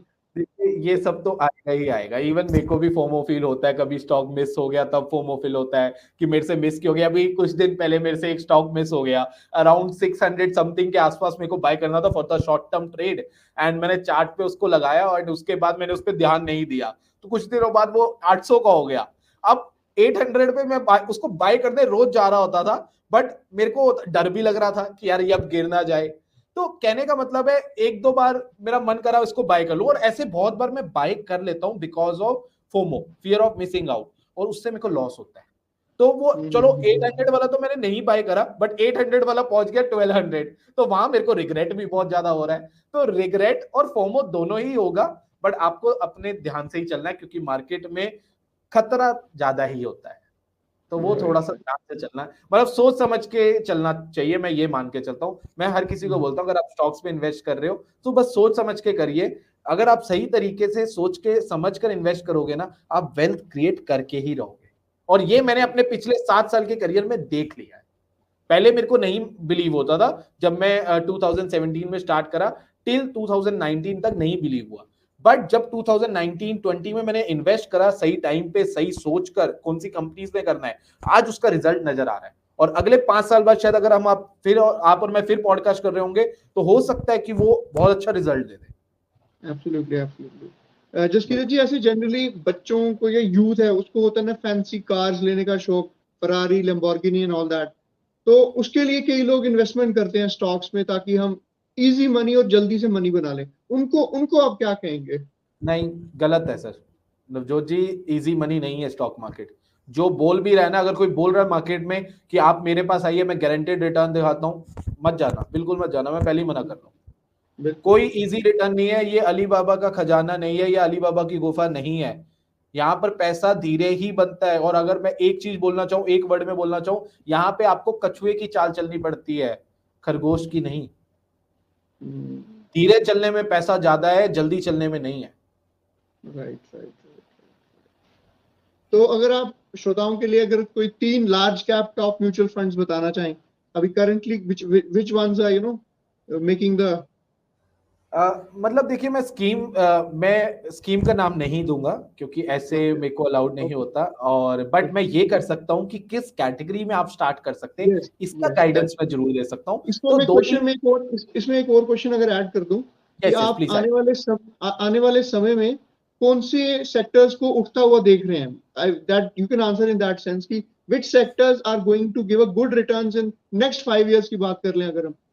ठीक है, तो मैं आपको इसका एक दो आंसर बताता हूँ। सबसे पहले तो आपने जैसे क्वेश्चन पूछा था ना कि किन म्यूचुअल फंड्स में इन्वेस्ट करना चाहिए या किन स्टॉक्स में इन्वेस्ट करना चाहिए, इसके मैं थोड़ा सा एक आइडिया दे देता हूँ कि आप इंडेक्स फंड जरूर बाय कीजिए, क्योंकि इंडेक्स फंड होता है निफ्टी 50 और सेंसेक्स। अब मार्केट का आप हिस्ट्री देख लीजिए, निफ्टी और सेंसेक्स ने 13% या 14-15% के आसपास का CAGR दिया हुआ है पिछले कुछ सालों में, 10, 15, 20 सालों में, और वो बहुत अच्छा रिटर्न है। तो इसके लिए आप एक इंडेक्स फंड बाय कर लीजिए। दूसरा, म्यूचुअल फंड के अंदर फ्लेक्सी कैप फंड होता है। फ्लेक्सी कैप में फंड मैनेजर के पास अथॉरिटी है, वो पैसा लार्ज कैप स्टॉक्स में भी लगा सकता है, मिड कैप में भी लगा सकता है, स्मॉल कैप में लगा सकता है। बेसिकली एक ऑलराउंडर टाइप फंड हो जाता है। तो फ्लेक्सी कैप एक अच्छी कैटेगरी है, आप उसमें इन्वेस्ट करिए, वो एक अच्छी कैटेगरी है। उसके बाद अगर आप रिस्क लेने की क्षमता ज्यादा रखते हो तो आप स्मॉल और मिड कैप का भी यूज कर सकते हो। लार्ज कैप में इसलिए इन्वेस्ट करा जाता है, बट लार्ज कैप में मैं बेटर आपको बता रहा हूं कि आप इंडेक्स फंड ले लेना, साथ में एक फ्लेक्सी कैप, साथ में एक स्मॉल और मिड कैप तब लेना जब आप रिस्क लेना ज्यादा वो कर सकते हो। तो ये कुछ है जिससे आप बेसिक अपनी इन्वेस्टमेंट जर्नी स्टार्ट कर सकते हो। और इसके बाद एक निफ्टी 20 करके ETF आता है, एक्सचेंज ट्रेडेड फंड। तो इसमें क्या होता है, ये 50 कंपनीज का एक मिक्सचर कह लो आप। इसके अंदर 50 कंपनी आ जाती है, अप्रोक्सीमेटली 240 रुपए का एक ETF का प्राइस है। मैं हर महीने कुछ ETF ये बाय कर लेता हूं, क्योंकि इसको बाय करने से मेरा पैसा 50 कंपनीज के अंदर चला जाता है। तो ये एक अच्छा ऑप्शन है आपको बाय करने का, हर महीने आप बाय कर सकते हो। Risk as compare to other stocks थोड़ा कम होता है इसमें, क्योंकि इसके अंदर 50 बड़ी कंपनीज है, तो रिस्क थोड़ा इसमें कम हो जाता है। अब आपने क्वेश्चन पूछा था, आई थिंक मैं भूल गया, आप प्लीज एक बार रिपीट। कौन से सेक्टर्स आगे, जैसे गोल्ड हो गया, गोल्ड में इन्वेस्ट करना कितना सेफ है, वो सब चीजें। बिल्कुल, मैं इस टाइम जो सेक्टर्स जो मैं फॉलो कर रहा हूं या जो मैं सेक्टर्स में इन्वेस्ट कर रहा हूं, मैं FMCG सेक्टर में अभी इन्वेस्ट करने वाला हूं और ऑलरेडी इन्वेस्ट कर चुका हूं। उसके साथ बैंकिंग स्टॉक्स जो है, बैंकिंग सेक्टर है, उन्होंने रिटर्न नहीं दिया पिछले कुछ सालों में। तो जब कोई ऐसा सेक्टर होता है जो रिटर्न नहीं देता, हमें उनमें उम्मीद आ जाती है या उनमें एक वैल्यू नजर आ जाती है, तो उन सेक्टर्स को मैं देख रहा हूँ। IT सेक्टर में बहुत प्रॉब्लम्स आ रही है, उनको देख रहा हूँ। और कुछ फ्यूचरिस्टिक सेक्टर्स है जैसे कि EV सेक्टर है, बट EV स्टॉक्स जो अवेलेबल है EV से रिलेटेड, वो बहुत ज्यादा अभी ओवर वैल्यूड है। तो अभी मैं उनमें एंट्री नहीं कर रहा, बट जिस दिन मेरे को उसमें अच्छी अपॉर्चुनिटी मिलेगी मैं जरूर करूंगा। एक और सेक्टर है जिसमें मैं बहुत ज्यादा बुलिश होना चाह रहा हूं और हो चुका हूं, वो है इंफ्रास्ट्रक्चर। क्योंकि इंडिया का इंफ्रास्ट्रक्चर नहीं रुकने वाला। मैं किसी गवर्नमेंट को सपोर्ट नहीं करता, ना ही मेरे को किसी गवर्नमेंट से मतलब है, बट मैं एक चीज बोलना चाहूंगा, इंडिया ने ग्रो करना ही करना है, चाहे कोई भी गवर्नमेंट आ जाए। तो आप ऑडियंस को मैं ये कहूंगा कि आप गवर्नमेंट को मत देखो, आप इंडिया पे अपना इन्वेस्टमेंट करो। इंडिया ने ग्रो करना है, इंडिया की ग्रोथ को कोई नहीं रोक सकता। पूरा वर्ल्ड इस टाइम इंडिया के साथ है और पूरा वर्ल्ड इंडिया के साथ बिजनेस करना चाहता है, क्योंकि उनको नजर आ रहा है इंडिया की ग्रोथ।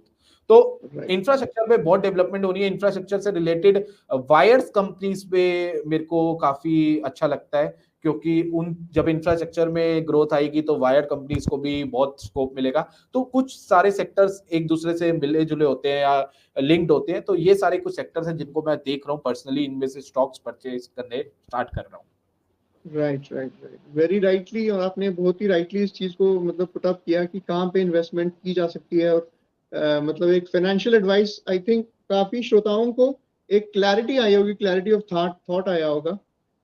जसकीरत जी, अभी हम देख रहे हैं कि यूक्रेन में पिछले 2 साल से जंग छिड़ी हुई है। अभी पैलेस्टाइन और इजराइल का वो जो हमास का अटैक हुआ था, अभी रिसेंटली ईरान ने भी मिसाइलें दाग दी इसराइल पे। तो एक जो ग्लोबल लेवल पे जियोपॉलिटिकल माहौल बना हुआ है वो काफी एक टेंस्ड है, बिकॉज जो रेड सी के साथ में वो जो कॉरिडोर है, ट्रेड कॉरिडोर है, सुएज कैनाल है, वहां से काफी सारा ट्रेड होता है। वो कैस्पियन सी वाला कॉरिडोर है, वो भी थोड़ा सा ब्लैक सी वाला, वो भी डिसरप्टेड है। तो उस वजह से ग्लोबल जो इन्फ्लेशन है और सप्लाई चेन्स है वो डिसरप्ट हुई है। तो आपको क्या लगता है कि ये जो स्टॉक की जो रिटर्न्स हैं, इन पे भी इस चीज का कुछ प्रभाव पड़ेगा आने वाले 1-2 साल में? बिल्कुल पड़ सकता है, मैं इसमें बिल्कुल एग्री करूंगा। अगर जियोपॉलिटिकल इश्यूज आते हैं या जैसे ये वॉर्स जैसी सिचुएशंस आती है, बिल्कुल इम्पैक्ट पड़ सकता है। कुछ कंपनीज जो उन कंट्रीज में Region बिजनेस में। करती है या उससे रिलेटेड बिजनेस करती है। अगर मैं बात करूं जो हमारी कंटेनर्स से रिलेटेड बिजनेस करती है, शिपिंग कंपनीज Right. है, उनमें Shipping प्रॉब्लम company. हमें देखने को मिल सकती है। या जो हमारी कंपनीज उन कंट्रीज के साथ बिजनेस करती है, उनमें उन स्टॉक्स में प्रॉब्लम आ सकती है। और अगर ग्लोबल इन्फ्लेशन बढ़ता है तो ऑयल में भी हमें उछाल देखने को मिल सकता है। तो वहां पर ऑटोमोबाइल सेक्टर डाउन जा सकता है, क्योंकि पेट्रोल और डीजल की अगर कीमतें बढ़ जाएगी एक कंट्री में, तो ऑब्वियसली बात है लोग उसको थोड़ा सा यूज करना कम कर देंगे। तो हर एक चीज इंटरलिंक्ड होती है एक दूसरे के साथ। तो जो भी जियोपॉलिटिकल इश्यूज हैं या वॉर जैसे इश्यूज हैं, ये बिल्कुल इंपैक्ट कर सकते हैं और काफी बड़ा भी इंपैक्ट कर सकते हैं। But Right. ये मत सोचना कि ये जो इंपैक्ट है ये बहुत बड़ा चलेगा। जो भी देखिए, करेक्शन आना तय होता है और करेक्शन हर टाइम, हर कुछ सालों में आता ही आता है। 2008 में करेक्शन आया, उसके बाद 2016-17 के आसपास आया था, और उसके बाद करेक्शन हमारे को 2020 का जो देखने को मिला वो तो बहुत ही बड़ा करेक्शन। 2008 और 2020 वाला जो करेक्शन था वो काफी बड़े बड़े करेक्शंस थे। तो बट आपने देखा होगा कि उस करेक्शन के बाद फिर भी मार्केट ऊपर गई, क्योंकि कुछ कंपनीज का बिजनेस नहीं रुकता। यहां पर काम आते हैं डिफेंसिव स्टॉक्स। कुछ कंपनीज ऐसी भी होती है, चाहे वॉर हो जाए या कुछ हो जाए, उनका बिजनेस नहीं रुकने वाला। तो आपको वो भी आइडेंटिफाई करना है। बाकी इन सबसे इश्यूज आ सकते हैं, बिल्कुल आ सकते हैं। इसीलिए मैं ये वर्ड जरूर बोलता हूं कि जब भी आप पैसा इन्वेस्ट करो, आपको पता होना चाहिए कि कितना अमाउंट आपको इन्वेस्ट करना है, कि जिससे अगर वो जीरो भी हो जाए, आपकी डे टू डे लाइफ में प्रॉब्लम नहीं आनी चाहिए। वेरी राइटली आपने बहुत बढ़िया तरीके से समझाया कि किस तरह के स्टॉक्स में इन्वेस्ट करना चाहिए और किस तरह के स्टॉक्स में नहीं करना चाहिए। और you also underline the importance of having a fund manager as well, and because आप इतना इन्वेस्ट कर रहे हैं तो आपको एक फंड मैनेजर होने से आपका काम थोड़ा बिल्कुल। आसान हो सकता है और आपको सही इन्वेस्टमेंट डिसीजन लेने का अवसर मिलेगा, because you can focus on the other things as well. तो आई थिंक जसकीरत जी का ये जो पॉडकास्ट आज हमने किया है, जो भी सुन रहे हैं इनको आप रिपीट पे लगा के आप नोट्स लीजिए इसमें से, because this is going to be very very eye opener for all of you, and particularly the youth जो आजकल मतलब सोशल मीडिया से कनेक्टेड है, उसको इससे फायदा उठाना चाहिए। और जो उनसे कनेक्ट करना चाहते हैं वो हमारे डिस्क्रिप्शन में लिंक डालेंगे। Jaskirat ji is available to guide you and lead you in the way. तो जसकीरत जी बहुत बहुत शुक्रिया, बहुत बहुत धन्यवाद हमारी इस पॉडकास्ट में आने के लिए। वेलकम नवजोत जी, ये मेरे लिए बहुत बड़ी बात है, आपने मेरे को पॉडकास्ट में बुलाया और बहुत ही अच्छा लगा मेरे को आपके साथ ये पॉडकास्ट करके। और आई होप आपके सारे व्यूअर्स को भी पसंद आएगा। तो मैं आपके सारे व्यूअर्स का भी थैंक यू करना चाहूंगा और आपका भी थैंक यू करना चाहूंगा कि आपने मुझे इनवाइट करा। और जो आपका पीछे सेटअप है वो मुझे बहुत पसंद आ रहा है। मैं जिस दिन भी मैं जम्मू आऊंगा, आपके सेटअप पे फोटो खिंचवाने का मौका नहीं छोड़ूंगा। तो बहुत अच्छा सेटअप है आपका और थैंक यू सो मच। आप बहुत अच्छा काम कर रहे हो और जो यूथ को आप नॉलेज शेयर कर रहे हो, यूथ को जो मोटिवेट कर रहे हो, वो बहुत इंपॉर्टेंट है हमारी कंट्रीज के लिए। और यूथ ही है जो इस कंट्री को और ऊपर ले जा सकता है। तो आप जैसे यूथ का भी मैं थैंक यू करना चाहूंगा। बहुत बहुत थैंक यू मेरे को इनवाइट करने के लिए। नहीं Jaskirat ji, it's privilege and honour is entirely ours. I mean जो आज मेरे लिए भी काफी ज्यादा आई ओपनर चीजें रही हैं, आपने इतने बढ़िया चीजें बताई हैं, so I also got to learn a lot. और मुझे डेफिनेटली आई बिलीव कि जो श्रोता सुन रहे होंगे, यूथ सुन रहे होंगे, उनको तो मजा आने वाला है सुन के। This is going to be best podcast. I mean financial literacy, let's take it to the next level. I mean before we conclude, I just want to हमने बहुत एक इंटेंस कॉन्वर्सेशन किया जिसमें हमने बड़ा stock broking and all these things, इसके बारे में हमने डिस्कस किया। अब Jaskirat ji as a person, हम थोड़ा सा वापस आपकी पर्सनालिटी में जाएंगे बिफोर वी कंक्लूड। तो जसकीरत जी अपने फ्री टाइम में क्या करते हैं? ओके, फ्री टाइम में तो मैं बैडमिंटन खेलने का शौकीन हूँ। मतलब मेरे को बैडमिंटन बहुत पसंद है और अभी हमने 3-4 महीने पहले ही एक बैडमिंटन क्लब ज्वाइन कर लिया है, जहाँ पे मैं वीक में 3 से 4 बार हम लोग जाते हैं सारे फ्रेंड्स। तो अब फ्री टाइम है तो मैं बैडमिंटन खेलता हूँ। दूसरा, फ्री टाइम में मेरे फ्रेंडशिप सर्कल बहुत बड़ा है, तो मुझे एज सच इतना फ्री टाइम मिलता नहीं है। जिस टाइम भी मैं फ्री होता हूँ, हमारा कोई ना कोई प्लान होता ही होता है। तो और बाकी मुझे गाने सुनने पसंद है, पंजाबी गानों के शौकीन है हम कोई लोग। फेवरेट और गाना, कोई जो आप फेवरेट आपका दिलजीत सॉन्ग? दोसांझ के बहुत सारे कोई सॉन्ग्स हैं जो गुनगुना मेरे देंगे? फेवरेट हैं। कोई गुनगुना मेरी देंगे? बॉडी सच्ची नहीं है तो मैं बिल्कुल नहीं गाने वाला। सिद्धू मुझे लगता मूसेवाले है का जो मैं फैन हूँ। पंजाब की ऑडियंस के लिए थोड़ी सी हम पंजाबी में ना बात कर लें कंक्लूड में। कर लो, बिल्कुल कर लो, बिल्कुल। ते ਤੁਹਾਨੂੰ मतलब कोई तो फेवरेट सिंगर होना, ਉਹਦੇ ਬਾਰੇ थोड़ा ਜਿਹਾ गुनगुना दो। मैं ਤੁਹਾਨੂੰ ਦੱਸ ਰਿਹਾ, ਮੇਰੇ ਕਾਫੀ ਸਾਰੇ ਫੇਵਰਿਟ ਸਿੰਗਰ ਨੇ, ਜਿਵੇਂ ਸਿੱਧੂ ਮੂਸੇਵਾਲੇ ਦੇ ਮੈਂ ਬਹੁਤ ਗਾਣੇ ਸੁਣਦਾ। ਅੱਜ ਉਹ ਸਾਡੇ ਵਿੱਚ ਨਹੀਂ ਹੈ ਬਟ ਉਹਨਾਂ ਦੇ ਗਾਣੇ ਸਾਡੇ ਨਾਲ ਹੈਗੇ ਨੇ। ਤੇ ਬਿਲਕੁਲ। ਦਿਲਜੀਤ ਦੋਸਾਂਝ ਮੈਨੂੰ ਬਹੁਤ ਪਸੰਦ ਹੈ, ਉਹਨਾਂ ਦੇ ਗਾਣੇ ਮੈਨੂੰ ਪਸੰਦ ਹੈ, और भी काफी सारे सिंगर ने। मेरी आवाज अच्छी नहीं है इस करके मैं कोई भी गाना नहीं कहता, और काफी सारे सिंगर ने, पुराने सिंगर्स ਦੇ ਗਾਣੇ ਮੈਨੂੰ ਪਸੰਦ ਹੈ, ਪੁਰਾਣੇ। और ਸਭ ਤੋਂ ਵੱਡੀ ਗੱਲ ਮੈਨੂੰ ਨੁਸਰਤ ਫਤਿਹ ਅਲੀ ਖਾਨ ਜੀ ਦੀ ਕਵਾਲੀ ਬਹੁਤ ਪਸੰਦ ਹੈ। ਉਹ ਤੇ ਮੇਰੇ ਵੀ ਫੇਵਰਿਟ ਹੈਗੇ। ਮੇਰੇ ਪਾਪਾ ਬਹੁਤ ਸੁਣਦੇ ਨੇ ਤੇ ਮੈਂ ਉਹਨਾਂ ਦੇ ਨਾਲ ਕਦੇ-ਕਦੇ ਅਸੀਂ ਗੱਡੀ ਵਿੱਚ ਜਦ ਵੀ ਜਾਂਦੇ ਆ ਉਹ ਗਾਣੇ ਲਗਾ ਲੈਂਦੇ ਆ ਨਾਲ ਦੇ ਨਾਲ। ਔਰ ਸਤਿੰਦਰ ਸਰਤਾਜ ਦੇ ਗਾਣੇ ਮੇਰੇ ਪਾਪਾ ਨੂੰ ਬਹੁਤ ਪਸੰਦ ਹੈ ਤੇ ਮੈਨੂੰ ਵੀ ਬਹੁਤ ਪਸੰਦ ਹੈ। ਤੇ ਇਹ ਸਾਰੇ ਸਿਮਿਲਰ ਚॉइस ਹੈ, ਮੈਨੂੰ ਬਹੁਤ ਪਸੰਦ ਹੈ। ਬਿਲਕੁਲ, ਇਹ ਸਾਰੇ ਮੇਰੇ ਫੇਵਰਿਟ ਸਿੰਗਰ ਹੈਗੇ ਨੇ। ਬਹੁਤ ਵਧੀਆ, ਬਹੁਤ ਵਧੀਆ। ਨੈਕਸਟ ਟਾਈਮ ਜੰਮੂ ਆਓ, we'll host us, let's have a cup of tea, we'll have you know, it's a beautiful place yaar, Akhnur ek badhiya chi jagah hai। Definitely I will definitely come, definitely you have to come। yeah, bilkul Vijay, bilkul। Recently you attended this, you know, Agaz event by Sachkhand Foundation also, so that is a good initiative also that they are taking। सो जो भी event, अगर मैं गल करा, चलो मैं हिंदी में ही बात करता हूँ। सो जो भी इवेंट इस टाइम यूथ में हो रहे हैं वो सब काम आ रहे हैं, वो कहीं ना कहीं एक गाइडेंस के लिए ही हो रहे हैं। और क्योंकि अब देखिए जॉब के साथ साथ आप लोगों को पता चल गया है कि स्किल्स बेस्ड जॉब भी बहुत ज्यादा इंपॉर्टेंट हो गई है, तो काफी ज्यादा स्किल्स बेस्ड। और दूसरा सबको ये भी पता चल गया है कि जो इंटरनेट की पावर है वो बहुत बड़ी है, आपको रातों रात इंटरनेट स्टार बना सकता है, बट उस स्टार को अपने सिर पे मत चढ़ा लेना। राइट। आपको हम्बल रहना बहुत जरूरी है। बिल्कुल, ये चीज है। तो जो चीज जितनी जल्दी ऊपर आती है उतनी जल्दी फिर नीचे भी आती है वो। बिल्कुल उससे ज्यादा तेजी से नीचे गिरती है। ज्यादा तेजी से नीचे आती है, ज्यादा तेजी से गिरती है। तो वो भी चीज है कि आपको संभलना भी बहुत जरूरी है। बिल्कुल। नहीं, बहुत बढ़िया, बहुत बढ़िया। मुझे तो लगा ही नहीं कि टाइम ऐसे निकल गया। और कॉन्वर्सेशन ये मोर देन अ पॉडकास्ट, ये तो वही लग रहा है हम लुधियाना में बैठे हुए हैं, वहां पे डिस्कशन हो रही है।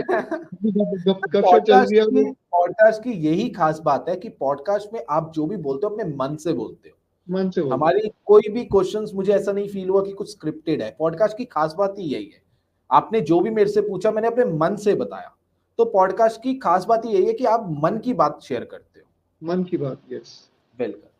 प्रधानमंत्री जी भी करते हैं हमारे मन की बात, तो हमने सोचा आज थोड़ी हम भी कर लें। बिल्कुल। चलो, बहुत बहुत बहुत धन्यवाद, बहुत बहुत शुक्रिया जसकीरत जी। You came to our podcast and shared your pearls of wisdom. It's been an absolute honor and privilege. Thank you. Welcome। Thank you so much for inviting me। नमस्कार, सत श्री अकाल आप सभी को और आपको भी।